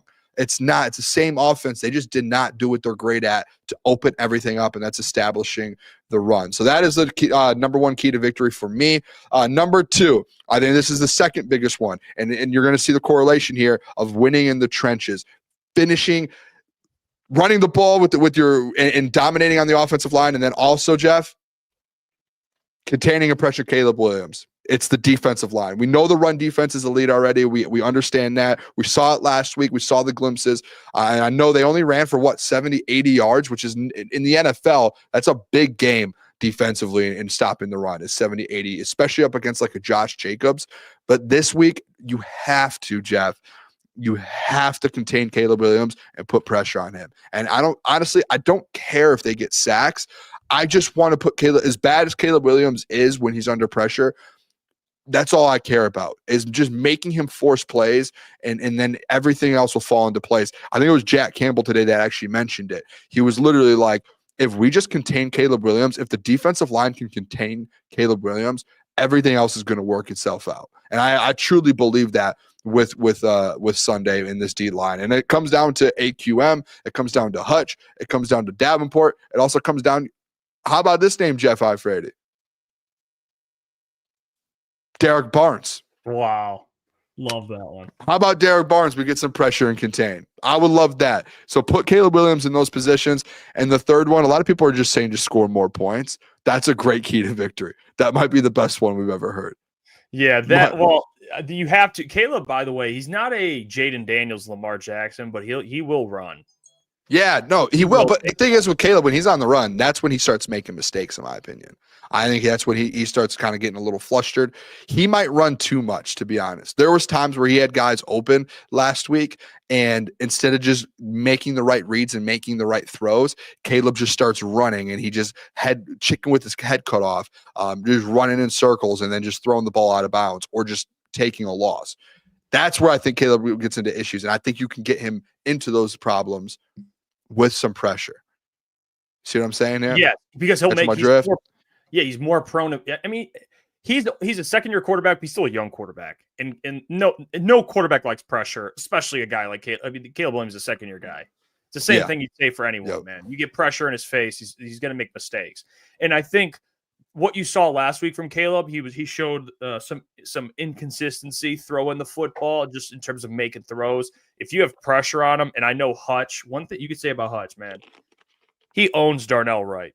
He takes his lunch money. Oh my gosh, I watched that video from, I think it was like 2 years ago. What was it? That was versus Darnell Wright, where the ball gets kicked out of bounds and there was a safety, and Darnell is just like running backwards, just like, I don't know what to do. Like, ends the game, essentially. The game was over at that point. He completely blew him out of the play. I think he did that to end the game. That was Hutch's rookie year, I think. Well, I'm saying he sealed the game against the Bears last year. Oh, yeah. Remember that too. So you're talking about that example, and then there's another example of him ending the game. Remember, he destroyed Darnell Wright and then forced a fumble, I think, and recovered it. That was that last year. Sorry, that might have been 2 years ago. Whatever. Regardless, I think me and you were talking about the same play. We are? I think so, dude. Was it a fumble? He recovered the fumble? No, it went out of bounds, the back of the end zone. It was a fumble. Strip sack on Justin Fields. Either way, that play, and then he had another play last year where he played he was injured, so there must have been 2 years. You're really throwing me off here, man. Regardless, let's dive into that one. Yeah. Regardless, every year he plays the Bears, he usually gets like a good sack or sack and a half or something. He plays well against the Bears, so I'm confident Nate Hutchinson to bounce back this week. They should, and honestly, the rest of the D line for sure. I agree. I just think getting to Caleb Williams, I think it changes from last week. I think my 1 and 2 is just essentially it's just the trenches. Win in the trenches. You win the trenches, you win the football game. It's that simple. Like it's this isn't rocket science here. And I think these guys know it too. Dan knows it. Shep knows it. The Johnny Mo show knows it. Like these guys know that these are two important things. And I think the last thing I typically, Jeff, and I didn't want to just keep repeating myself every week and do the same keys to victories. Typically, I would say win the turnover battle. I think there are more important things. Like winning the turnover battle is obvious to win a football game. If you do that, you're going to win. But I think the obvious, or not the obvious thing, but one of the most important things going into Sunday, this is on both sides of the ball, offensively and defensively, just winning your third downs. And this is something that I think last week we saw it to start the game, and that's why you ended up losing and you got so far behind. You got 2 or 3 possessions behind, was because every single time defensively that it was third down, even if it was third and long, third and manageable, third and short, whatever it was, the Detroit Lions defense could not win a third down to start in the first half last week. And that puts you back so far to where you just no longer were in a position to win that football game. And I think defensively, and then the problem was, Jeff, was last season, they were so good in third downs. They got off the field on, I think they were one of the better teams, the top 5 team in the NFL last year, defensively, of getting off the field on third downs. That was something that last week it was so uncharacteristic. You have to get back to that this Sunday. And then I think offensively as well, we saw it multiple times. They could not convert on those third downs. There was, again, offensively, just like on defense, third and shorts, third and longs, third and manageables. Like they just offensively could not figure a way out to do it. I don't know if that was because they obviously weren't established in their run. They couldn't get guys open. Offensive line was struggling. I don't know what it was, but you have to be able to convert on both sides of the ball on third down. I'm starting to turn my page a little bit here, Jeff, with the turnovers. I think the team that wins third down battles wins the football game. I think that's like I'm starting to convince myself that. I really am. That's what most. I mean, if you're winning third downs on offense and defense, you usually win the game. Yeah, unless something happens. It feels important. Unless you're getting like big chunk plays or something. But yeah, if third downs matter, it's stay on the field, man. You want to stay on the field in offense. You want to get you want to get the opposing offense off the field. Yep. I mean, yeah, they have to. They did a terrible job of that last week. So yeah, you don't want these long drives, because that's the thing that the Bears did. They were standing the first like half where everything was scripted. They were just moving the ball, moving up the field, like scoring points, whatever they were getting in scoring position. So you can't allow that to happen. I know they had some kicking issues. They brought in Jake Moody. So I don't know if he's playing or not. I don't know how that's working, but he's on the practice squad. But we'll see. They had some kicking issues. Got to figure that out. Especially late in the game. They had definitely kicking issues. But I love these 3 things that are most important right here. Establish the run, contain and pressure Caleb, win third downs. I think that's very important. Thank you. And then you talked about the turnover thing. That's kind of an obvious, right? You force turnovers. Yeah, I think I was going to throw turnovers in there, but last week I did it every week. And it's, to me, it's, you need to get turnovers. I just think like you need to win the turnover battle. After last week's loss, you need to focus on like these things. Like you need to focus on winning in the trenches. You need to focus on winning the third downs. You got to get to Caleb Williams. You have to run the ball well. And then the turnovers that can come. But that before you even start thinking about turnovers, it's like what Dan said this week. Like you got to kind of, and I know it's like with the team that you've had and you've won the last 2 years, getting back to the basics sucks to say. But after the loss last week, and especially with a newer offensive line and your D line still trying to figure this out, those are things that have to happen. And you have to figure that out before you can even get to a point where it's like, hey, we need to create turnovers. Like, no, let's just get stops on third downs first. The turnovers will come. Yeah, let's just start with what's the back to the basics. That's it, man. That's all. That's what this week I think is all about. Yeah, getting back to the basics, which is like just the reality. It's not something you want to hear, but it's just the reality. They have to just like get back to the basics. Well, I see the chat's talking about paying Hutch. Guys, you're paying Hutch $50 million. Not 50, maybe not 45. Yeah, be prepared. Not 50, but it'll be high. It'll be 40s somewhere in there. Okay, be prepared. He's going to get extended. It's going to happen. And I'm surprised more people aren't okay with that. I mean, he's one of the best defensive players in the game. He is. And I know week 1, people are going to say the guy just stinks, but you can't deny that he's that great. He's worth paying. I mean, premier edge rushers in the NFL are hard to come by. When you get one, you pay one. When you got Hutch, you had the number 2 overall pick, guys. We can complain and say that, oh, I wouldn't pay him. Where are you getting another one? Micah, Myles Garrett, Nick Bosa, Aiden Hutchinson. These guys all go at the top of the draft. TJ Watt's the only one that went in the late first. If you want to bank on that, go ahead. Yeah, if there was a redraft, TJ Watt would be the number 1 overall pick. Yeah, it's like Max Crosby, another one. But yeah, you're good. Get comfortable paying them. Get comfortable paying them. We got to welcome in our look at this guy, dude. Oh man. Look at this guy. I love my guy. By the way, dude. I did Caleb so dirty today, dude. I felt that was funny when you told me that. I was laughing. Actually at 8 a.m. So we're out golfing. I did not look at it until we got done at 1:30. I mean, it was a long round. Yeah. This dude texted me at 8 a.m. Hey man, like what time am I joining the later for pick? I'm super just wanted to know what time you had to be there. I said, right. So I did not see the text. He texted me at 1:30 or like 1:30. Sick, bro. Appreciate it. Caleb might be one of the funniest textures of all time. That's on me, man. That's on me. That's on Jeff. I gotta take ownership on that, Caleb. He's just doing his job here, and he's joining us via mobile to give out his pick'em. And we're gonna check in on his just how pick'em. Can we see how this looks real quick? I want to see how he looks. He's got a piece of paper like he took notes too. Let's see the setup. Caleb, the one. Caleb Czarnik. Wow. Whoa. I mean, I look like I look like a goofball. Very unprofessional here. But yeah, I had to get mobile today. Staying at the parents' house today. Don't have my setup here, so we're doing it off my iPhone. So hopefully I sound good and hopefully I look good. I do look good. I can see myself. Always do. So, and I want to say this. Booner he just complimented himself, dude. That's so funny, man.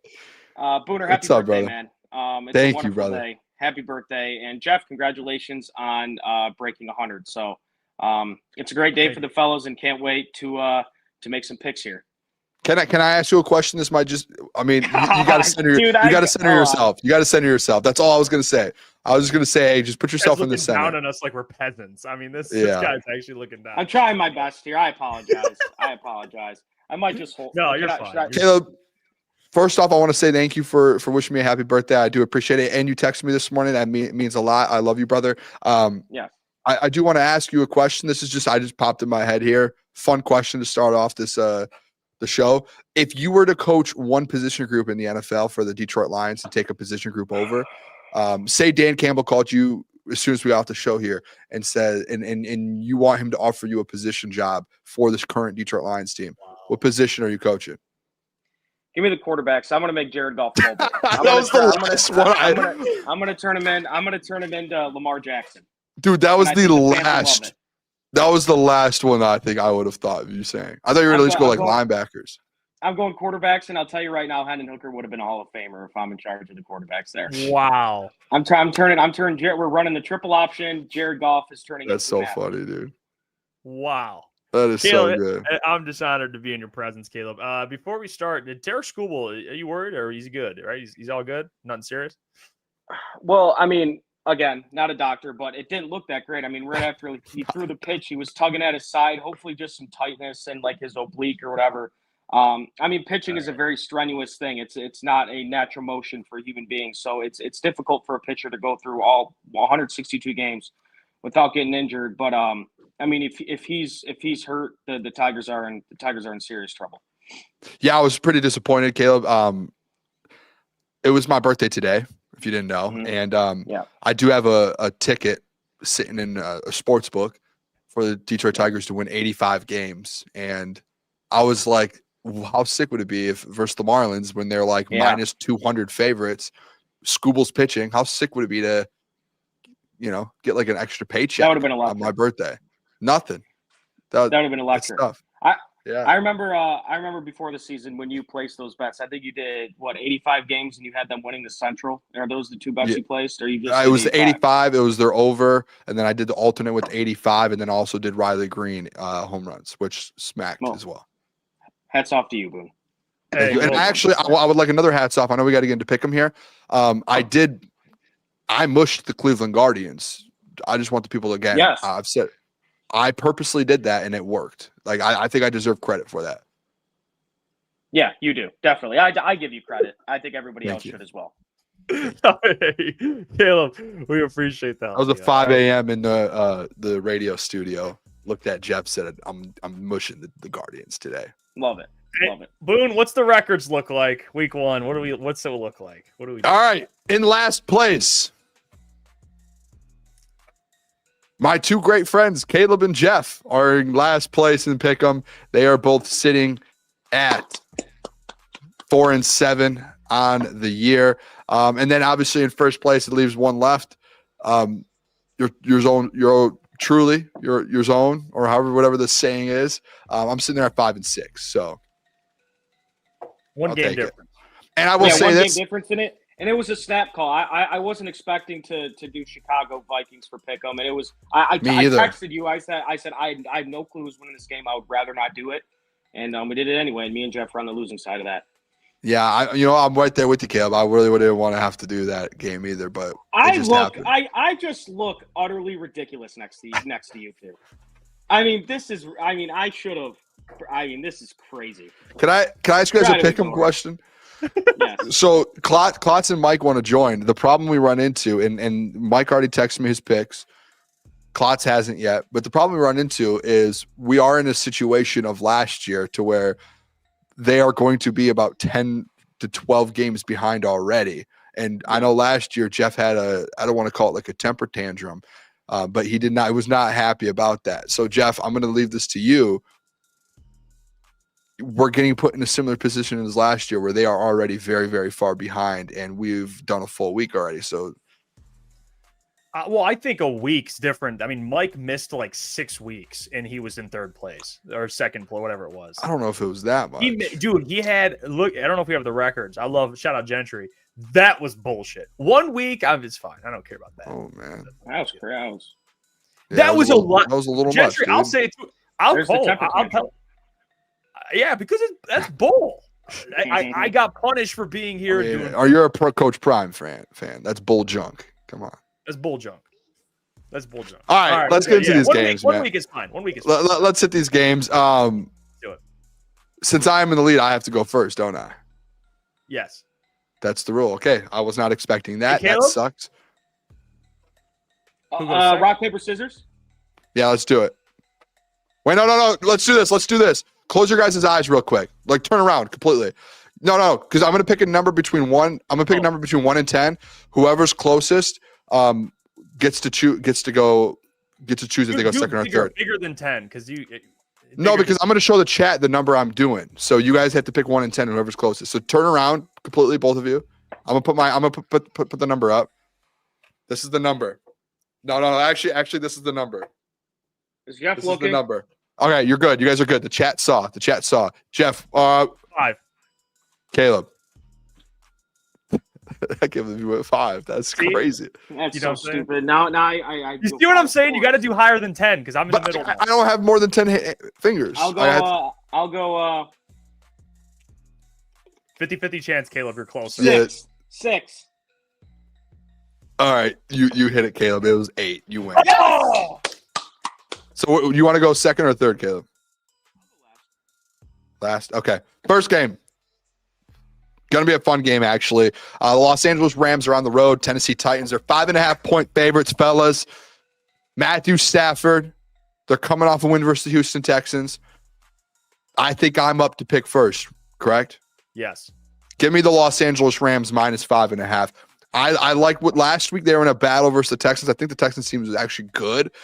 And I know the offense looked bad, but I just think it was this Titans team. Rams are too good versus them. Give me the Rams minus 5.5, boys. Yeah, I'm not going to waste too much time. I'm taking the Rams here. I know the Titans played well last week, but or I guess they hung in there. I'm going to take the Rams this week. They had a close one against the Texans. Give me the Rams minus 5.5.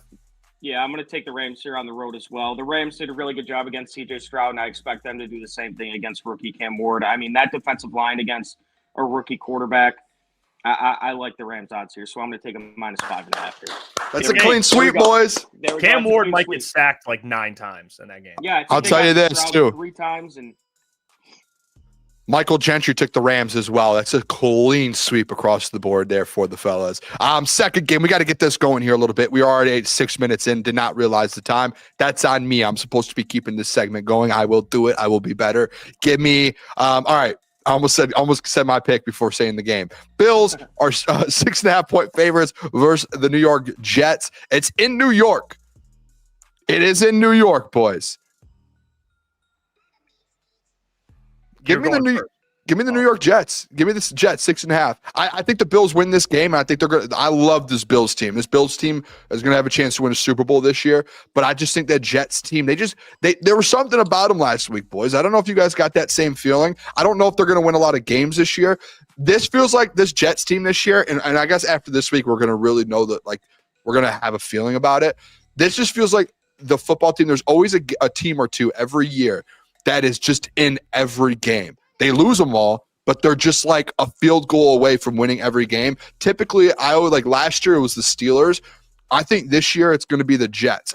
With AG, that offense, Justin Fields, they're going to run the ball a lot, and that defense is going to find ways to get stops. I'm going to take the Jets plus 6.5 in this one. I like the Jets with that number. I think this is we're coming off a Jets 30-point outing against the Steelers, ripping apart that defense. Great defense too, by the way. That Steelers defense. So I think in general we're leaning Jets to cover. I'm going to fade that. I think the Bills win this game. They cover the touchdown, in my opinion, or I guess the touchdown and extra point. Give me the Bills. They're coming off a win. They came back late. I think Justin Fields is going to look like the quarterback that Chicago got rid of, and they're going to regress a little bit. So, Caleb, I don't want to steer you a certain way. I just want you to know me and Jeff are opposite. If you want to be on the right side of history, no, I'm typically the one that he doesn't want better. You guys to win without, and he lose. No, I'm just saying I'm typically the one that picks the right side. And you know me, I love the Bills. Caleb, I love the Bills. I would never pick against the Bills. This is going to be a birthday today. Exactly. So I think I might go undefeated today. I'm just saying. I might go undefeated. Look, I'm going to go with the Jets as well. I have the Jets written down. And again, I said last week, a lot of these picks are going to be based off of vibes for me. And this is just a vibes pick for me. The Bills coming off a huge win, comeback win against the Ravens. Now they travel on the road against the Jets, like you guys said, who just put up 30 points against good defense. Do I think they're going to put up 30 points again? No, but I think they're going to keep it tight in New York. So I'm going to take the Jets plus 6.5. I think the Bills probably win by, let's call it 5. They win by 5. I like that, Caleb. I like the way you're thinking right now. You're right there with me. It's going to be one clean cover there. It's going to be a nice. Yeah, it will be. It's going to be a fun. You know what, Caleb? We're going to have to sweat that one out a little bit. It's going to be. Absolutely. We might need a field goal at the end from the Jets to get back into that position, but I think there's a chance we actually do. Next game here on the docket here for the boys. The New York Giants are going on the road to the Cowboys. Cowboys 4.5-point favorites. Another divisional matchup for the Cowboys this week. Where do you? I almost said where are you guys going with this one? I am going to pick the Dallas Cowboys. I think this Giants team with Russell Wilson looks really bad offensively. I think at some point they just need to make the switch to Jackson Dart and just let Jackson Dart just learn and just know the fact, hey, we're probably going to be bad this year, and let's just roll with Jackson Dart and let him just get some NFL games under his wing. But I think this Cowboys team, I think they should have beat the Eagles, and there's something about this team, even without Micah Parsons, that fires me up a little bit. I know we're supposed to hate the Cowboys. I think the Cowboys at home after losing to the Eagles, I think they have a chip on their shoulder. I'm going to take the 4.5 for the Cowboys. Yeah, I'm gonna go Cowboys here. I don't think they start 0-2. So the Giants, I can see starting 0-2. So give me the Cowboys on the 4.5 at home. And you see CeeDee Lamb's comments? Drew Phillips or that corner. He says, I'm gonna give him something because he injured CeeDee last year.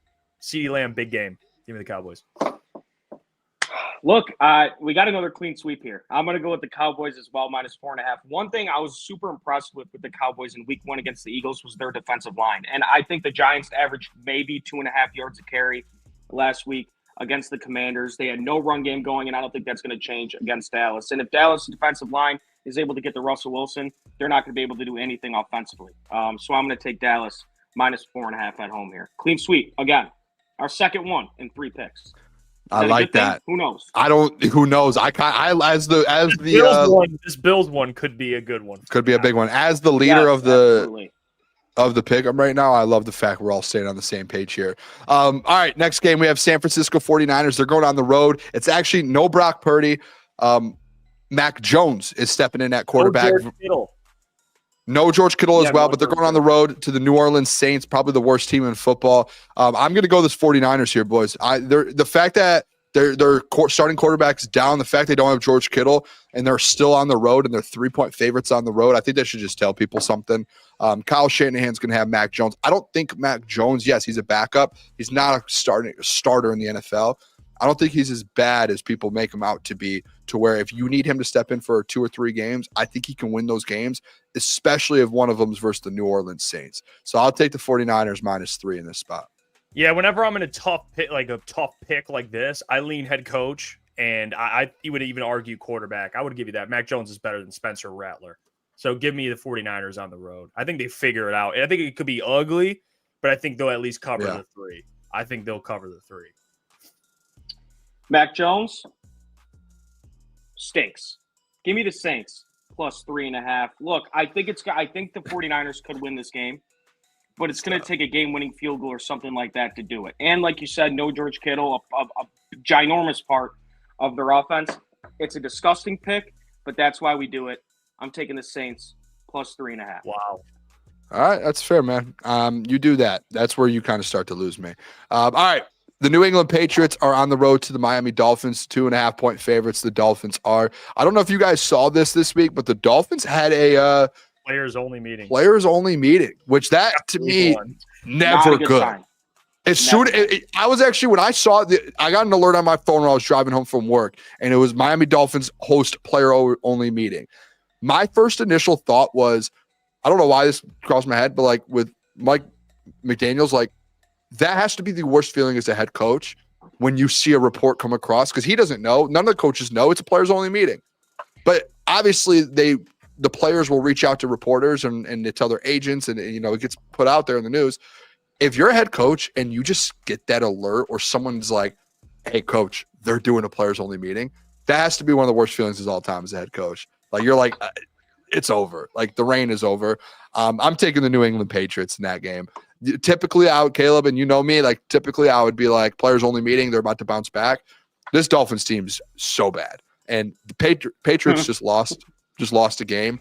I think Mike Vrabel's going to have this team fired up, ready to go. I'll take the 2.5 with the Patriots on the road. I don't see a world like, and I made this mistake. I think did you do it with me, Caleb, last week? The Dolphins? Yeah. I sure did.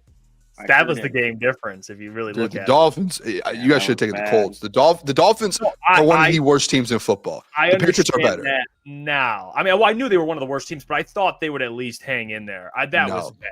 They got 30-point loss, dude. There's no way in hell you can be sane and think Miami is going to win this game, or at least confident they're going to win this game. Could they? Yeah, but I like New England here in a bounce back performance. I mean, Geno put up like 400 yards on him. So I see Mike Vrabel. I'm confident in him getting these boys ready to play. So give me the Patriots on the road. I'll take that with you. So after a players only meeting, and after the way Tua and the Dolphins looked in week 1, you're telling me Vegas has them as a 1.5 point favorite against, like you said, Boone, one of the best teams in football, the New England Patriots. 2.5? Don't care. Give me the Dolphins. Just off the fact that they are still favored in this football game. Vegas knows something, and I think the entire public is going to be on the Patriots. Give me the Dolphins again. I'm going to trust you, Tua, one more time. You have one more chance. No.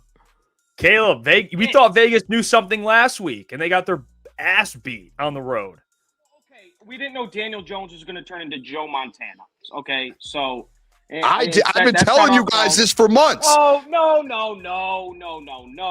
Don't. Have I not, Jeff?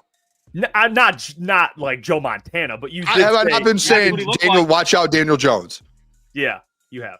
I warned you. And they're going to lose this week. Daniel Jones will. They're going up against a good football squad. But I warned you guys about this guy. We'll see how that plays out, though, with Daniel Jones. You think he'll be good all year? I'll give you the Dolphins. Next game here, the Jacksonville Jaguars. Actually, both of these teams coming off a win week 1. Jags are on the road versus Cincinnati Bengals. I believe, and I actually want to double check the spread because I wouldn't be shocked if it's moved. But the Bengals earlier today were 3.5 point favorites. Let me see real quick. This feels like a game that's going to move a lot this week. Still 3.5, but Bengals 3.5 point favorites at home versus the Jags. I'm taking the Bengals in this one. They only won by a point last week versus the Browns. That just felt like, and a lot of people, I think what's going to happen is the Jags obviously very, very confident coming off the win that they had. Everyone's a little higher on the Jags. I think they're going to be decent this year, so I'm one of them. But I think what happened with the Bengals last week, boys, is it was a divisional game. Everyone's like, the Browns suck. But any division game in the NFC North is a battle. Like, I don't think people realize that, especially they were on the road in Cleveland, and they stuck by with the 1-point win. Burrow obviously didn't have the best day. They're going to have a big bounce-back game this week on the road versus a Jags team who's coming off a very, very big high. I think this team wins by a touchdown, to be honest. I think the Bengals do. I think their offense, too, might put up like 40 points. Well, being honest. No, and the reason I would even add to that, Booner, people forget the Browns actually have a good defense. The Jags, we haven't even seen enough to say that this defense. I mean, Travis Hunter is going to be guarding Jamar Chase coming off that performance. God bless him. I mean, Jamar Chase might get 180,000 yards against whoever's guarding him. So I'm going Bengals as well. I like 3.5. I actually love that number. I'll take it. I would take it honestly like 5.5. I would take it at 5.5. So 3.5. I'll take it for sure. I mean, this is probably my favorite bet of the week. Give me the Bengals all day. I mean, I think look, I'm a Jags guy. I've said that for a long time. I think they had a chance to win the AFC South. I think they still do after the Texans' performance in week 1. I'm a T-Law guy. I like Liam Cohen. But, I mean, Cincinnati's offense did not play well in the second half last week, and I think they're going to turn it up this week. I think Jamar Chase, like you said, he's going to have a gazillion yards, and I think they're going to beat up on the Jags. And, honestly, I would take this spread up to, like, 6.5. Yeah, I agree with you. Yeah, I think they're gonna have a big week. I'm excited.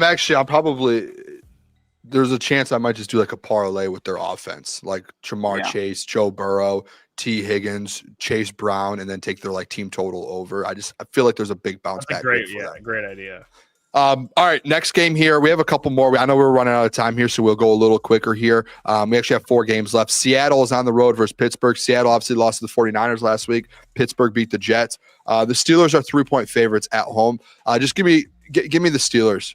I'm taking the Steelers in this spot. I know typically you would go Seattle. They had a bad week. I just think the Steelers defense, there's no way Mike Tomlin, after giving up 30 last week to the Jets, allows this defense to do anything like that again. I feel like this defense is going to be humming.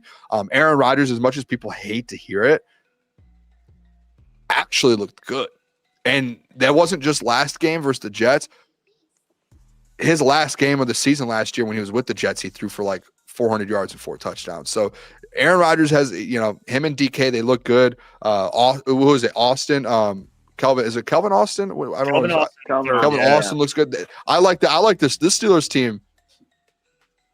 They look pretty decent, actually. They look good. So I'm taking the Steelers -3 at home.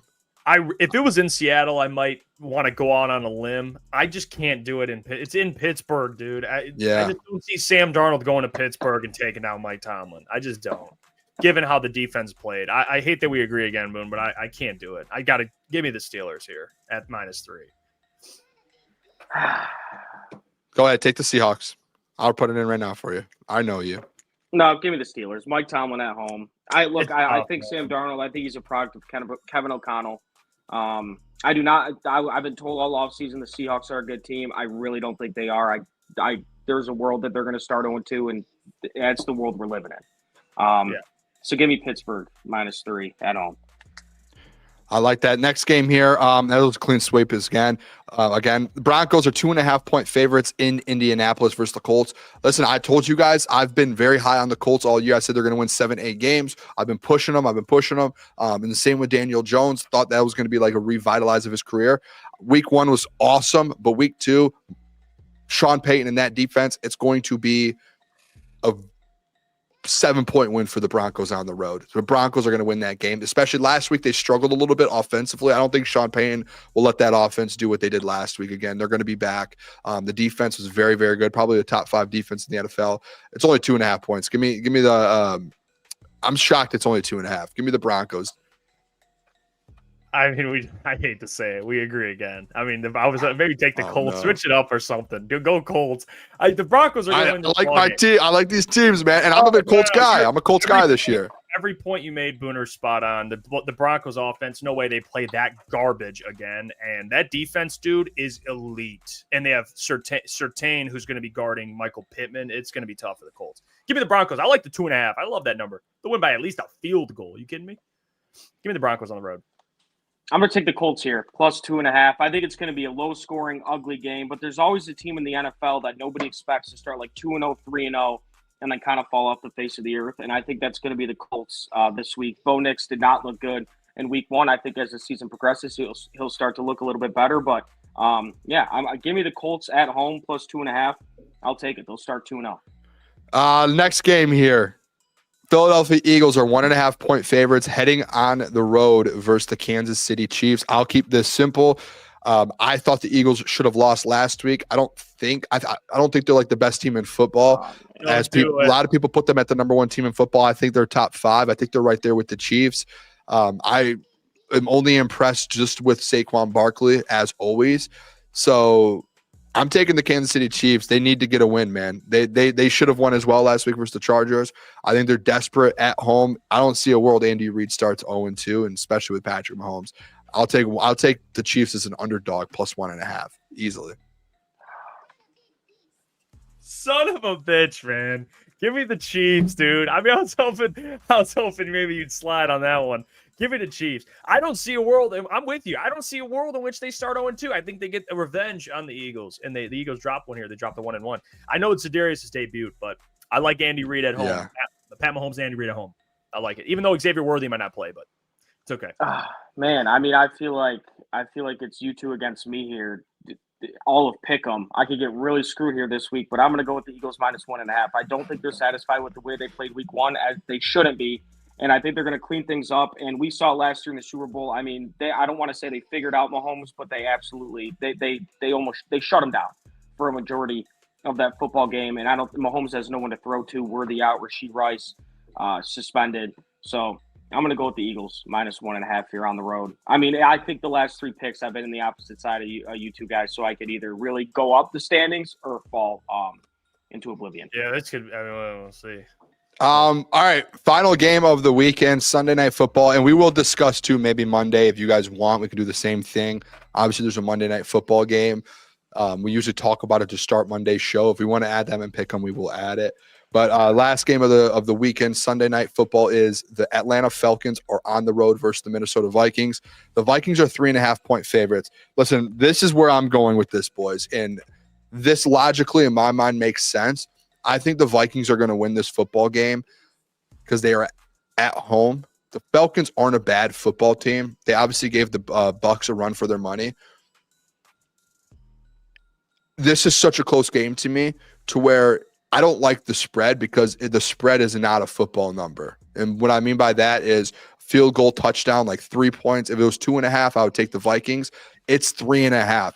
There's something about this game where I see it just finishing with the game-winning field goal. I think the Vikings are the one that gets it done. But if there's a game-winning field goal and it's a 3.5-point spread, that means the Falcons automatically are going to cover. So I will take the Atlanta Falcons. I still think the Vikings win this football game, but I'll take the 3.5 because I think it just ends on a field goal on Sunday Night Football. It only makes sense. It's a non-football number. No, I know. I can't take the Vikings. Make things interesting here. Take the Vikings. Don't do what you think, dude. No, I don't want you at. Trust me. When we were doing when you sent the schedule earlier, I put you down for the Falcons. Yeah. I know what you want to do. Yeah, it's the Falcons. Yeah, they have Vikings got injuries. They got injuries, and it's JJ's second game. He's now a new father. But I'm with Booner. 3.5. I'm fuck that, dude. If it was 2.5, I'd go. Yeah, that's why I would switch right away to 2.5. But the 3.5, if it's a field goal game, you automatically win it. Because if it's tied, they kick a field goal, they win by 3. Yeah, Boone, you hit cover. the nail on the head. I mean, it's got. The one thing I pictured in my head was game-winning field goal. So I'm going to take the Falcons here. It's going to be a 3-point game. The 3.5. I love that little hook there with the half. Give me the Falcons plus 3.5 on Sunday Night Football. Should be a really sweet game. Yeah, that I hate 3.5. That's the I never want to take a -3.5 because they win by 3. The team's happy, but I'm angry. Yeah, I'm pissed. And it's like, what are you going to win? I mean, you're basically saying it's win by a touchdown. I mean, unless you have some circ. Who's the guy you picked the Broncos to win 25-20? That was on some dude on NFL Network. But then I looked it up and I was like, 25 is such a weird football number. It happened like 10 times last year. It's just, how do you get to 25? I can't wrap my head around it. It happened 9 times last season though. So you either need like well, it'd be like you're at 17 and I was telling Booner maybe you go for 2, or you're at 23 and you get a safety or something. I mean, it's such a weird football number. Yeah, I think you have to go for 2, or you miss a field goal or an extra point. Before we end the show here, Lions score predictions versus the Bears. Caleb, I'll let you hit it. Here, I'll go. Man. I have my score here. I have it written down. I think the Lions win this game 31-23. Can you not take my score when we do it? That's your score? The Lions score. I have the Detroit Lions winning 31-20. Oh, I think Lions get over 30. I think they score 4 touchdowns, 7, 14, 21, 28. I think they get a Jake Bates field goal. And I think the Bears, they get close. I think it stays a game. I think in the fourth quarter, the Lions pull away and get to 31 points. I do.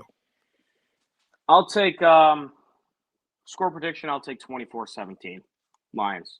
Touchdown football game, but the Lions come out victorious at Ford Field. Love that. There you go. I will be live on Sunday. So be there. Pre-game show, watch party, post-game show on Sunday. Come hang out with the fellas. It was a good week. Should be fun. I mean, I'm pumped up. I didn't get to drink the Kool-Aid last week. So hopefully this week I'm able to. That'd be sweet. It'll be good. It's nice and cold, Boone. It'll be good. Happy birthday to Boone. Shout out to Boone. It. You know what? We love him. We appreciate him. He's the best. We'll catch you guys on Sunday. Be there. Until then. Love you guys. We'll catch you all.